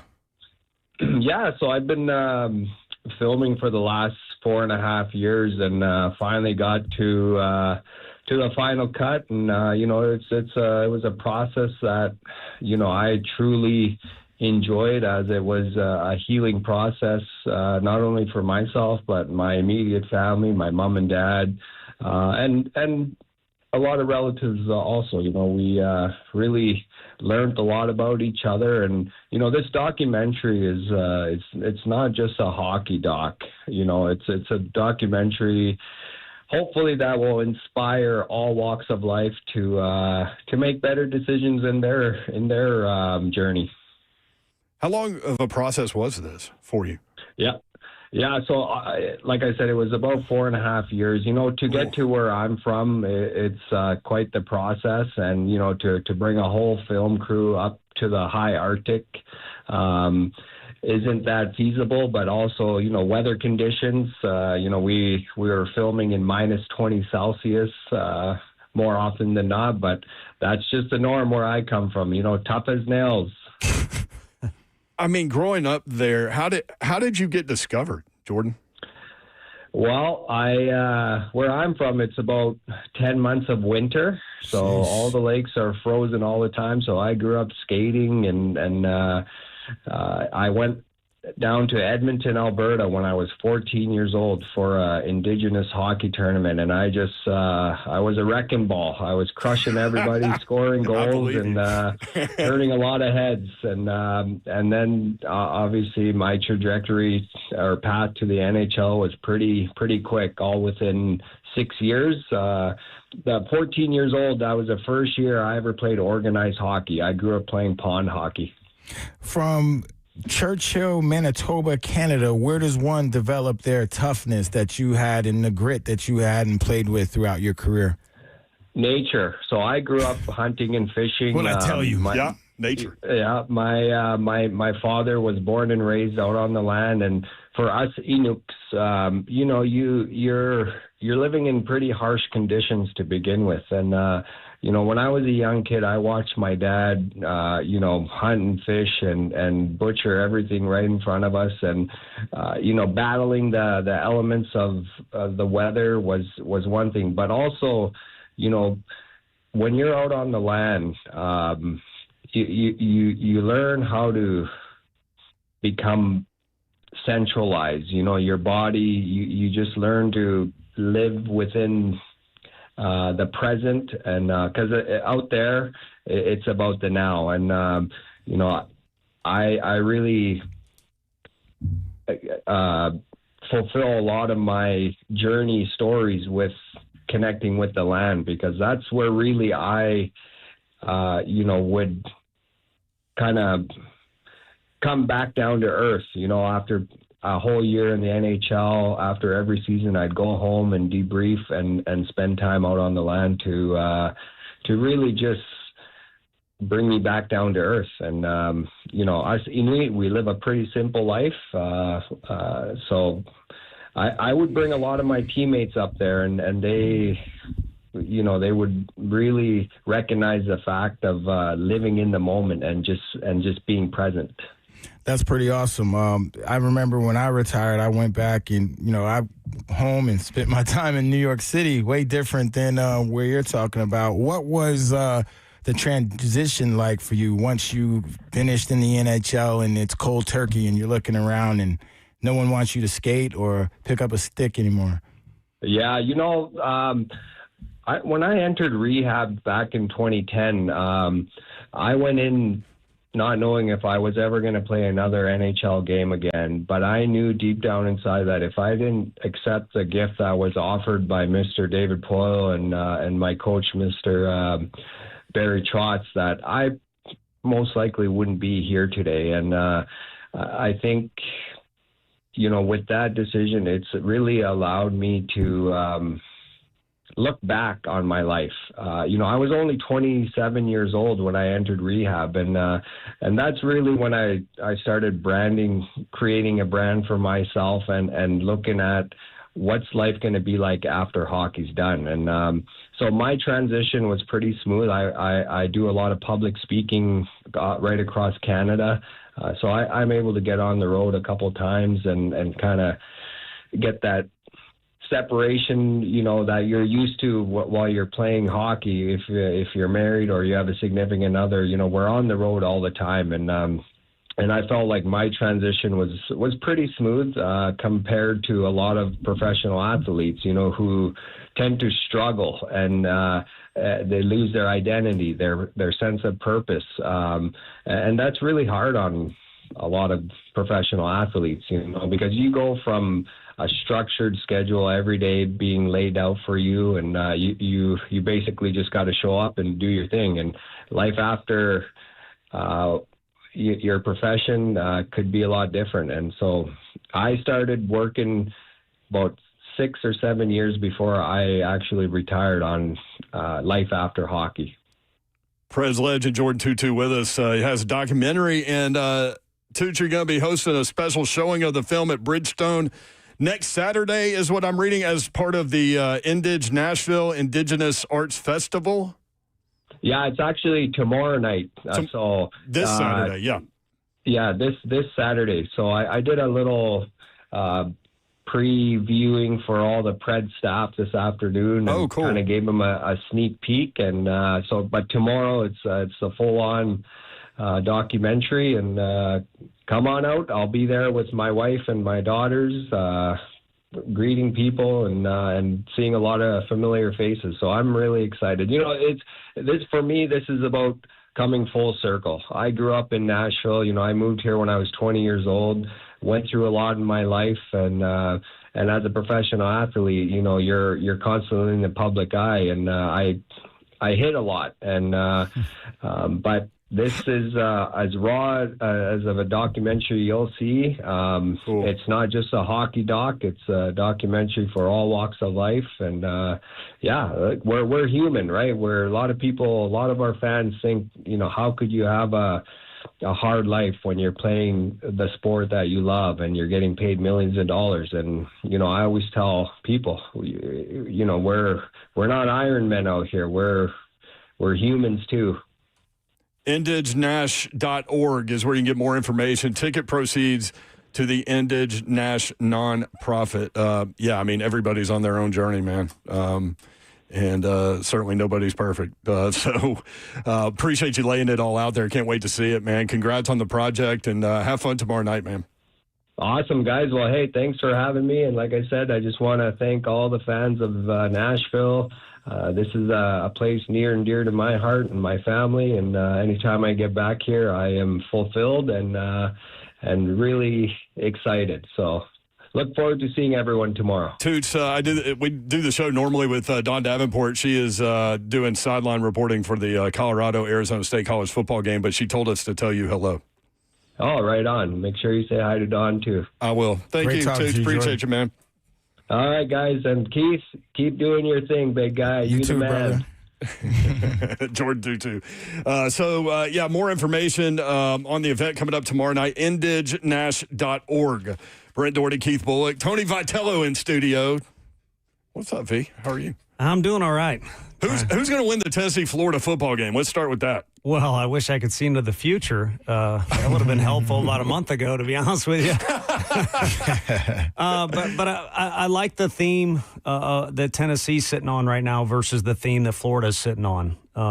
That's an interesting way to put it. Yeah. You know, there's obviously high hopes to finish strong for both programs, but neither program is smelling a national championship trophy at this moment. So narratives that are in the locker room are huge. And I don't know it as well as you do, Keith, as far as the football stage, because that's just one game a week. So I got to believe it's even magnified more than it is in a baseball locker room. That's interesting because Keith was telling me, I don't know what a baseball dugout's like. So he was looking forward to talking with you because, I mean, that is like two different kinds of things. Baseball's such a different grind than football. Yeah, football is instantly intense. You know, like, to be honest, like, I'm a Mets fan. I grew up a Mets fan. Even though he's wearing a Yankees hat. I know. It just matches better with what I got on. Well, you look good for the record. Appreciate it. Like the beard. We'll get you a Giants hat. What you call it? But yeah, like, it's instantly intense, right? Eddie George used to say, it's a controlled rage, right? Like, so you don't want to get too hyped too soon. With baseball, it's where's the intensity?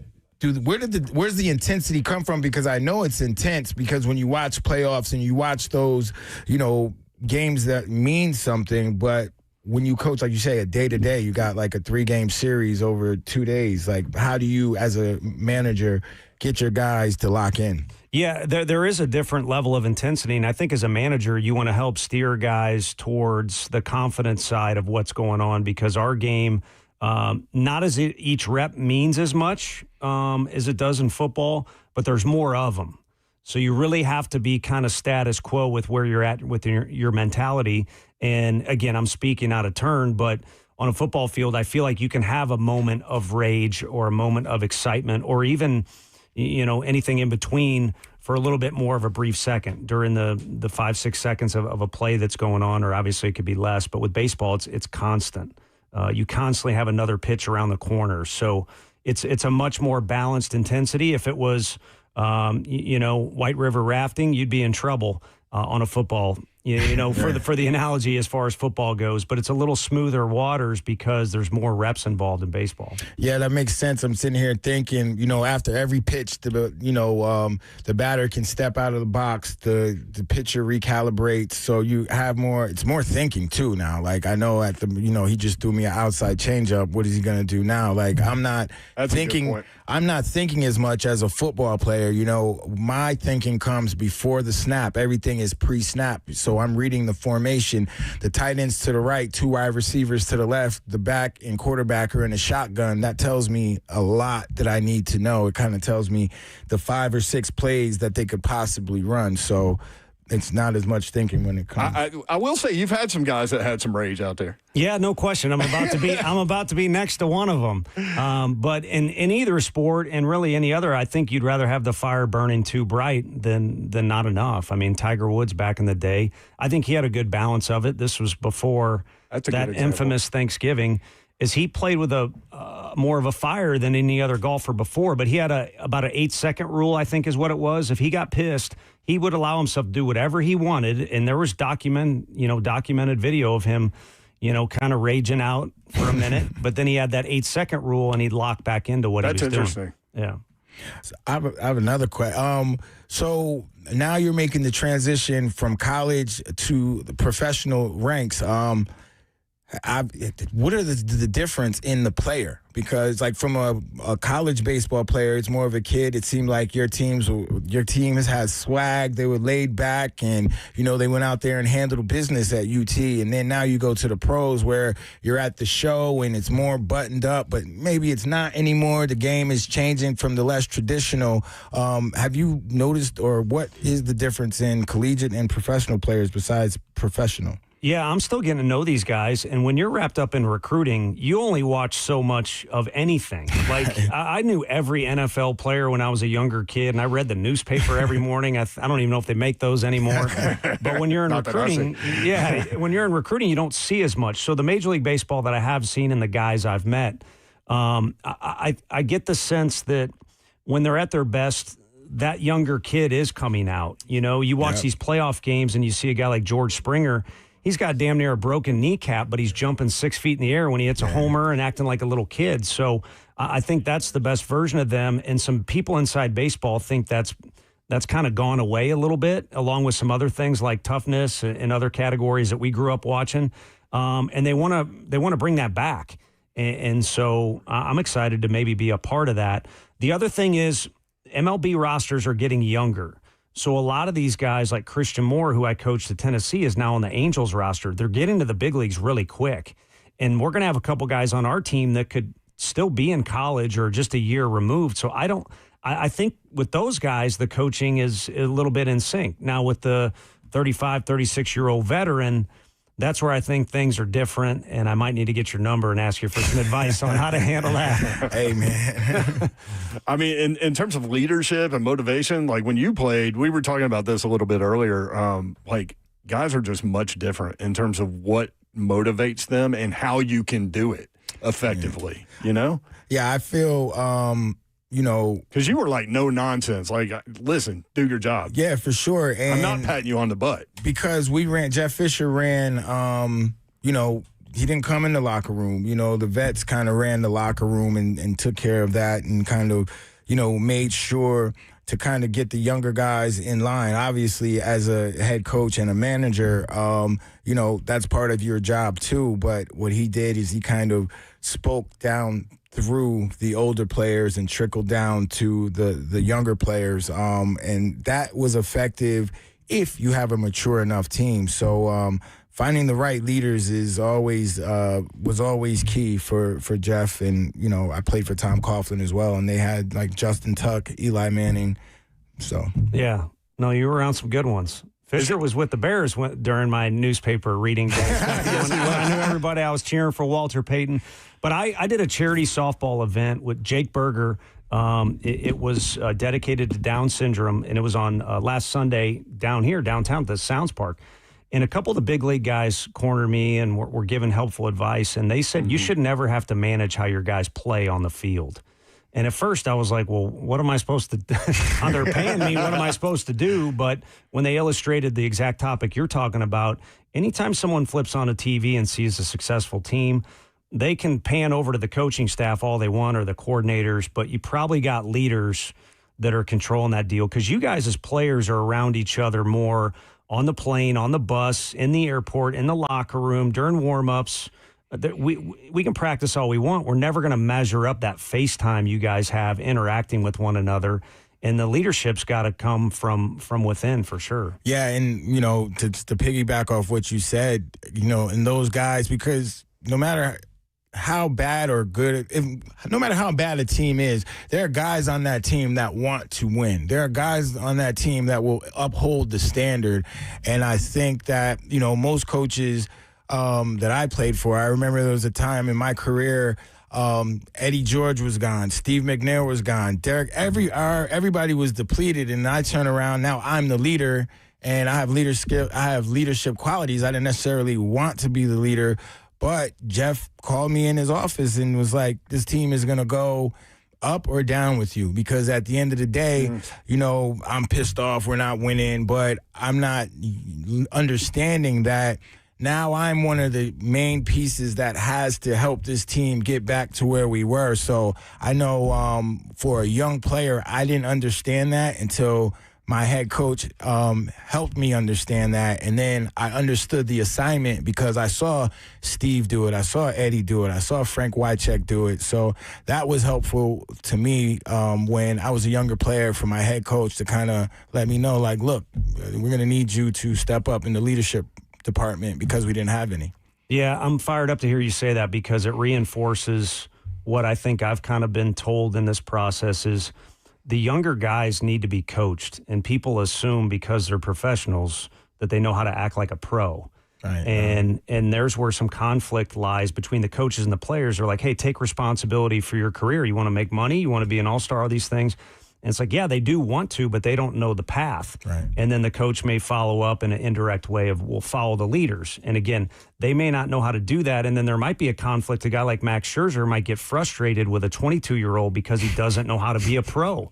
So, talk about earning your keep. That might be where, my emphasis ends is pick up where these guys left off in college or in the minor league system as a high school signee and, hopefully educate them on how to become that guy that you let out of the house and you let roam free a little bit. That's cool. Brent Doherty, Keith Bullock, Tony Vitello. So I guess in this process, it sounds like you're trying to be as much of a sponge as you can be. Yeah, a ton. And I've said it on a bunch of platforms, but I don't mind repeating it. I'm blown away at how people have reacted because if they wanted to, they could be like, who's this, this guy needs a haircut more than he needs a job in, I'm in sure MLB you get baseball. some of that, well, right? Unfortunately, I listen to you, but I don't listen to a lot of or read a lot of social media and comments and stuff like that because it's just not going to be helpful. But when the noise is loud enough, it kind of gets to me. And then I've had personal interactions with these former coaches like Tony La Russa, Dusty Baker, Ron Washington, Bruce Bochy, meeting him here. I think we might have talked about that. He's here in Nash.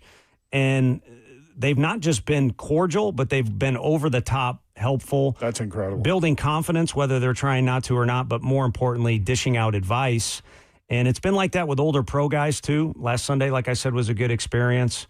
But that'll lift your spirits. I mean, it sounds corny, but in this day and age when the news, I remember when I was little, I didn't like watching the news with my parents because the first 20 minutes was negative, and then they tell you it might rain or it might not rain. Yeah, if it bleeds, it leads. Yeah. That's the way it was. Yeah, and now there's news everywhere. Yeah, everywhere. And so it's either, negative this, negative that, or it's overly perfect because it's filtered and all that stuff. And somewhere in between lies reality. And when you're around positive people, whether it's in a locker room or just doing something like this, or it's one of the difference makers in the state of Tennessee compared to others. I feel like people are so welcoming and positive, at least when we're winning. It matters. It changes who you are as a person. Well, I think Titans fans are going through that. I mean, you have to sell process, right? Like in terms of that. But going back to what Keith was talking about, Bully was talking about leadership, and he was asked to do it. Like he just naturally was one anyway. But Fish saw that in him and had a conversation with him. Can leaders be created? I think so, but one reason why it worked in Keith's example is he was respected. And I think a lot of leaders try and get people to respect them by doing stuff they saw in a movie that a leader's doing, instead of being true to themselves. Yeah, it's like anything. You got to do the work ahead of time, and it's a different kind of work when you're talking about leadership. But, there isn't always the perfect Peyton Manning. He gets to take the snap, and he points, or a point guard that tells Bobby Hurley or Wojciechowski slapping the floor, and they're the coach's pet, and all this. That perfect one leader rarely exists. You're better off having a team of guys that this is the guy that keeps everybody loose. This is the guy that strikes fear into the other opponent, like yourself or Ray Lewis or somebody like that. But one thing all those guys have in common is they don't have the or they're not the most liked guy on the team, or maybe even the most fun. Hopefully it wasn't your case. I wasn't the most liked by the younger guys. I definitely wasn't the most liked. But they respected you. Yes. And for good reason. And so it's a lot easier, I think, to fall in line or listen to a message when that respect is already there. For sure. The one thing that we talk about in the NFL, and Cam Ward and a lot of the rookies are going through it right now, is the rookie wall. You have a hell of a long season when it comes to baseball, way longer than you may be accustomed to as far as the games go. Are you prepared for that, and how do you get prepared for that mentally? Yeah, I'm not prepared for it in an exact mirrored scenario being in the dugout. Right. Where these college coaches deserve credit is we're all prepared for it when it comes to what we do recruiting in the summer. And you're also juggling that during the spring and it bleeds into the fall. But you could just diagnose the summer and look at, you have to stand on pavement and watch game after game after game on top of taking phone calls, and it's 100 degrees. Then you run to Quick Trip, and that's your lunch, and then Quick Trip's your dinner too. Gotcha. So it's a grind. The gas station? Oh, if you're down in Atlanta, Lake Point or East Cobb is a well-known area. You're not getting meals. Maybe at the very end of the night you hit Chipotle, but you're not getting a real meal. So it's, I think people are quick to criticize or debate in sports, which is why radio shows are fun and things like that. But I think if everyone takes a step back, respect across all avenues, you could be a weightlifter, you could be a cyclist. They all take a team. There is no real one-person sport. They take a team. You got to be a good teammate, and you got to learn how to grind. And the grind is different for everybody, so it'll be different for me entering Major League Baseball. But I think you have to know what's in front of you to prepare ahead of time, take care of your body, your mindset, and things like that. So the challenge is on. Yeah, you never cheated the grind, Coach. You could tell. I appreciate that. You talk about positivity. I'm right there with you. And I never wanted to do a radio show where it was like people screaming at each other. You know what I mean? And I wanted to set up a forum where it was a positive avenue or outlet. Sure, we talk about challenges, and everybody goes through challenges, and you need that to grow. But, yeah, I'm right there with you on that. So from a personality standpoint, you go to this major league dugout, and you're talking about guys that are 40, guys that are 22. Like, you're going to have to figure out, I know you know this, but I'm just curious to hear from your perspective, like the different ways that you're going to be able to communicate to different personality types and different maturity levels. Yeah, and that might involve an interpreter too. Yeah, right. Yeah, for sure. I think building relationships is going to be even more important. When you do look to these college kids, I think at Tennessee, relationships were a real strength, and it's why we were complimenting Coach Elander before we got on air. It's one of the reasons why the group was able to stick together because we were already together. And I think relationships at this level are even more important. The young kids I'm in college, this guy's a coach. They're a little more respectful than maybe they even realize they need to be, at least in our sport. I shouldn't say that. Yeah, I shouldn't say that too loud. That doesn't count the guys going into office saying, hey, we just won a football game, give me more NIL money. But in pro sports, it's kind of more show me what you got every day. And I think those relationships are really going to have to be built up strong, especially with the foreign players or guys who, English is not their first language. That's interesting. Yeah. And so nonverbals and, me coming at maybe there's a hand on a shoulder or not, or there's a finger pointed or something like that. It might mean even more. So the relationships, I think, are going to have to be bonded even tighter is my best guess. Yeah, one thing was important for me as a player was to cultivate relationships. You obviously did that at the University of Tennessee. What did managing at the University of Tennessee mean to you, and to the VFLs out there? What you got to say to them? Yeah, it means when people come up to me, first of all, it's what they say. It's very nice, and it's, if anything, over the top. They were heartbroken. And again, the baseball program's not going anywhere. The stadium's only getting better. The players are still there. So I hooked y'all up. Exactly. I was a very, very small piece of things. But when they say they were heartbroken to hear the news, they're just making conversation. And I lead with, I was heartbroken too and still am. So that's my best way to put it into words. I don't think I can.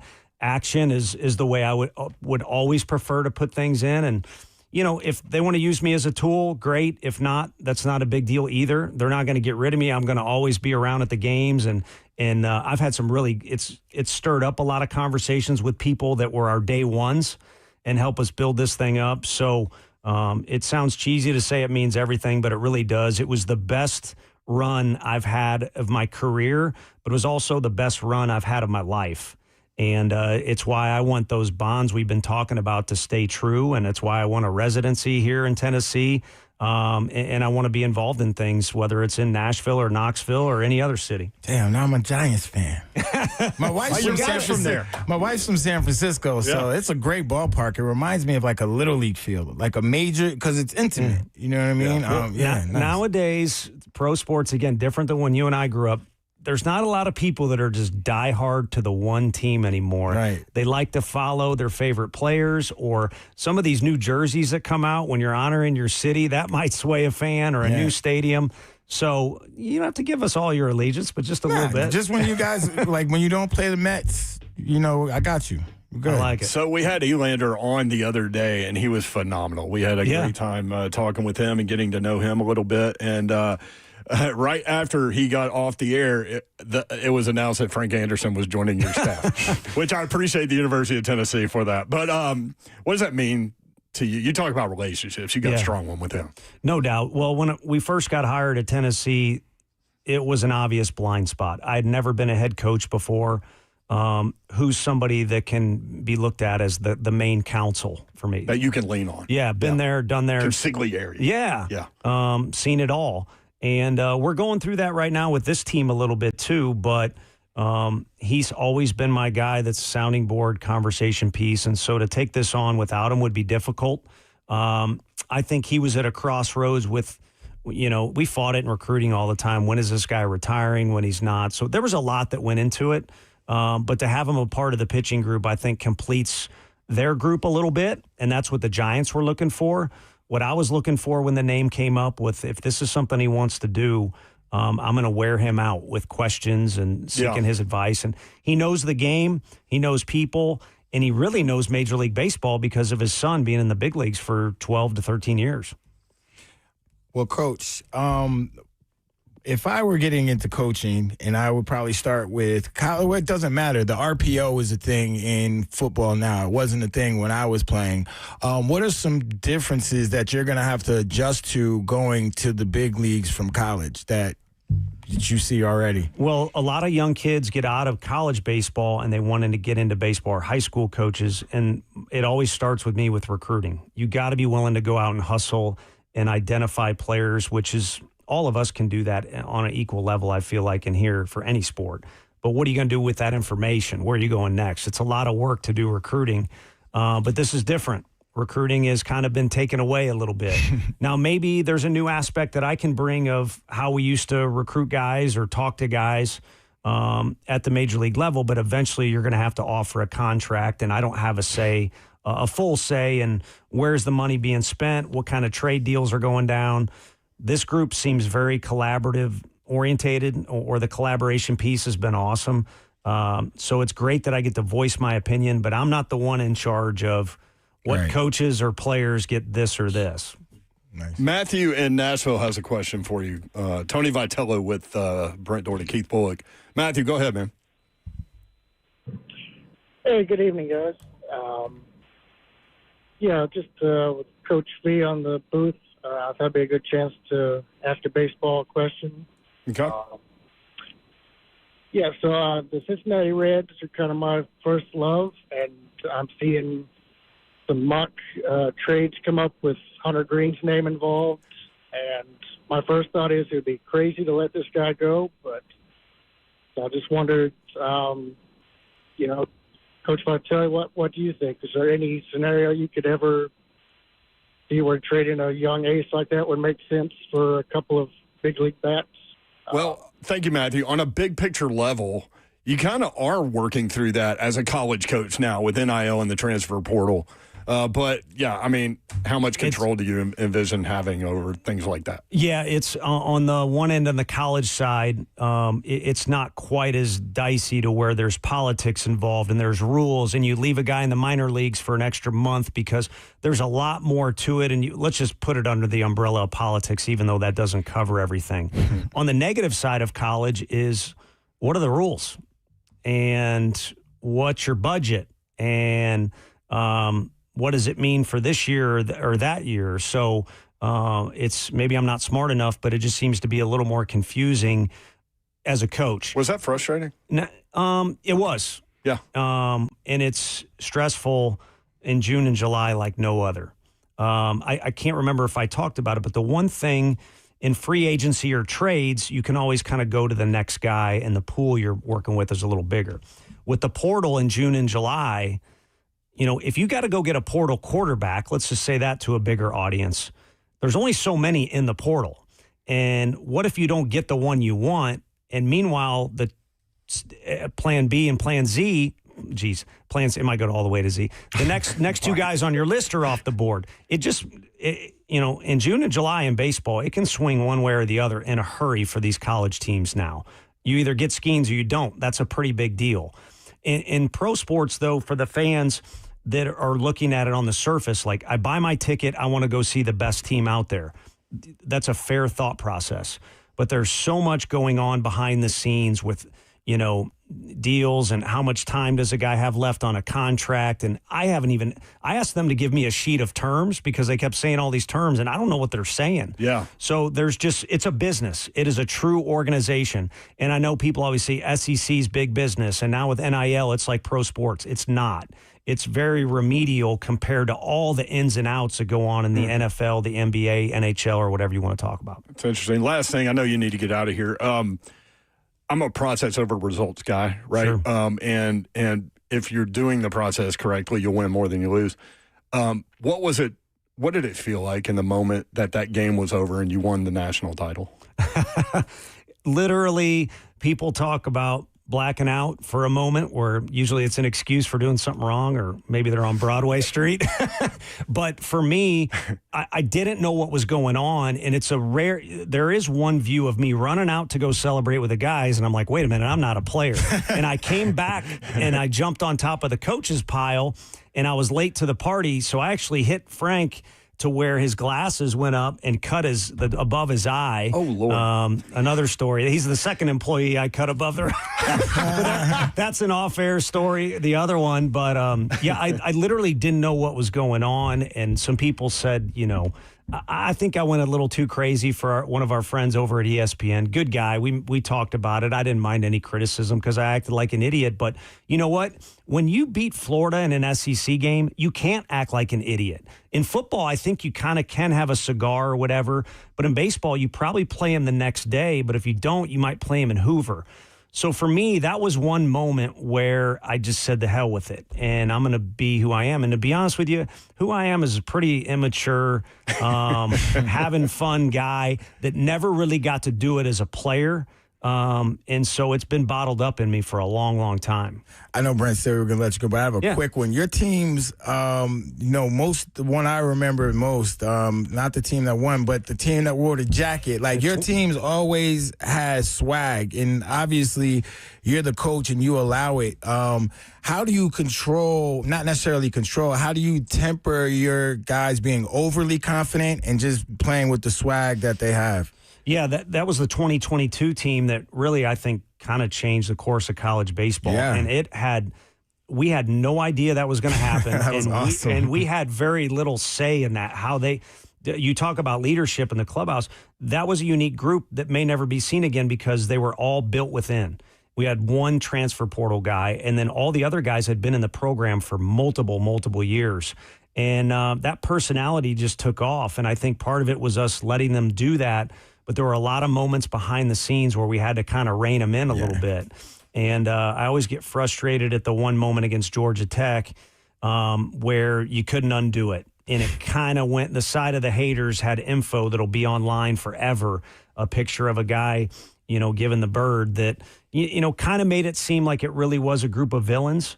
But it was a bunch of great kids off the field, and they were assassins on the field. Play ball, man. Play ball. And if you can have that combination, you got a winning group for sure. Figure it out at the end. Thank you, V. Tony Vitello. Thank you, guys. Stopping by. I love it when you're in town, and we're always here for you. Appreciate you, man. Appreciate it. Great talk, Coach. All right, we'll try to figure out what to do with the next 20 minutes and breaks and all those things. Good luck, Zeph. We'll be right back.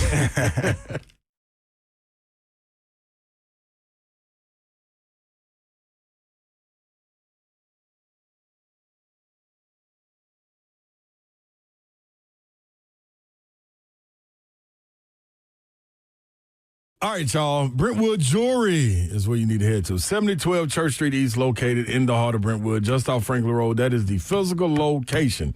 Yes, I hit you with it. So I want you to go in there and check out what they got. They got exceptional style, and the deals, they're exceptional as well. It's been happening for over 50 years. So why would you sit by and let everybody else, feast on these deals? Feasting, talking about Thanksgiving, people. With that coming around, you can go get a gift for Thanksgiving. It doesn't have to be Christmas that you got to wait for. Go on in there. Go get your watch. Nice watch. Everybody loves watch. Everybody loves bracelets. Everybody loves earrings. Hey, even I love earrings. So I'm just saying, I need some. Matter of fact, somebody should go get me some. And you should go holler at Brandon and the Mama Lee family and make sure that they know that we sent you in there. 3HL told you to go because they're going to take care of you. Also, if you're working on anything refurbished, you want to get some jewelry and hand it down generation after generation, they got that for you too. They'll shine it up, have it looking real good. All you got to do is go to BrentwoodJewelry.com.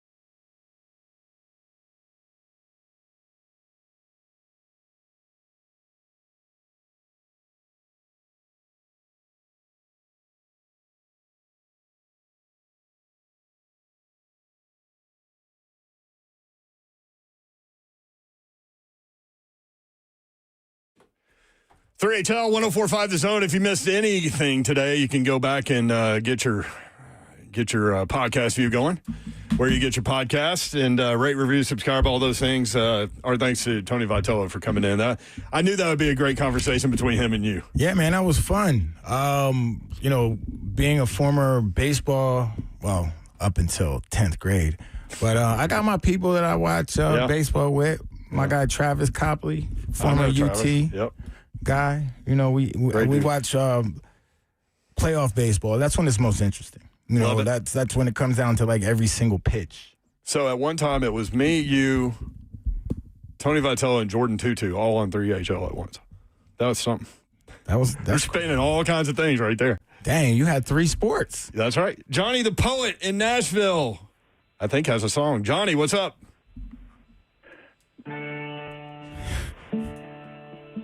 Okay, Johnny.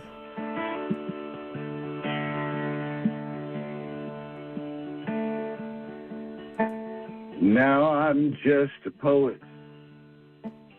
Lord knows I know it.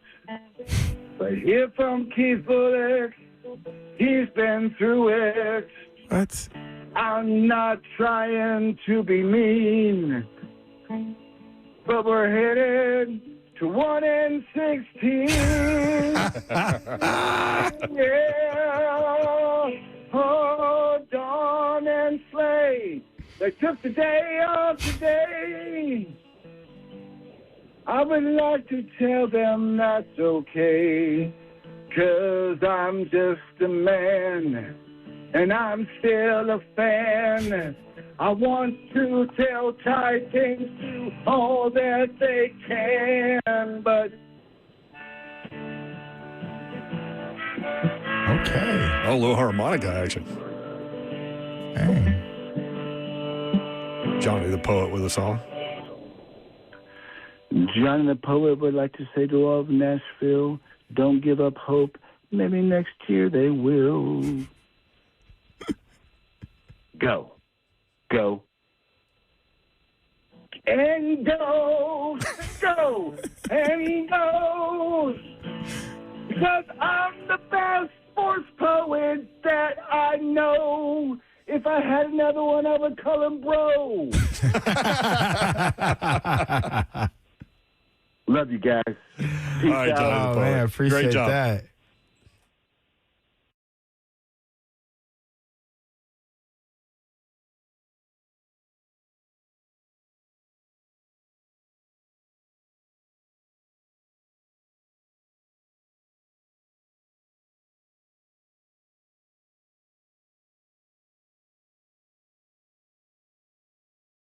If you need workspace, short-term, long-term, whatever you need, maybe you need meeting space to get some colleagues together in a centralized location, eSpaces is there for you. eSpaces.com, that's eSpaces.com, 15 locations, including two new Middle Tennessee locations, one at Cool Springs at Corporate Center, one at Brentwood, in Brentwood at City Park. eSpaces.com to find out all about them and what they have to offer for you, and also all of the locations, 15 locations in Middle Tennessee.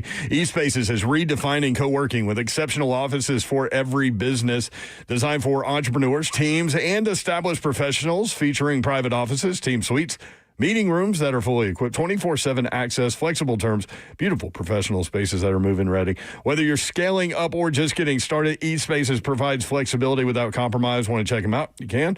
Tours available now. Reserve your space early. Visit eSpaces.com. That's eSpaces.com. All right, I want to tell you about Pella Windows and Doors of Nashville. I just talked to somebody that used the Dawn deal and got new doors from Pella, which was awesome. And they've loved it. And they said everything I've said about Pella Windows and Doors of Nashville is true. So there you go. Another testimony there. I've used Pella. Tons of people have used Pella. If you look on their Google reviews, 4.9 rating with a ton of different reviews, which means, you know, they're doing a good job. Not to mention they've been in business for almost 100 years. So that is how you really know that this is a great company. Pella Windows and Doors of Nashville offering you a special deal for the month of November, the Dawn deal. 0% APR for 72 full months. So you have plenty of time to pay off your windows and doors. And then on top of it, they'll give you 50% off qualifying installations. That's the November Dawn deal. All you have to do is give them a call and ask for the Dawn deal at 615-249-1910. Or the easiest thing to do, schedule a free consultation. Check out the Dawn deal and any other offers they have going on. You can do it online easily. PellaNashville.com.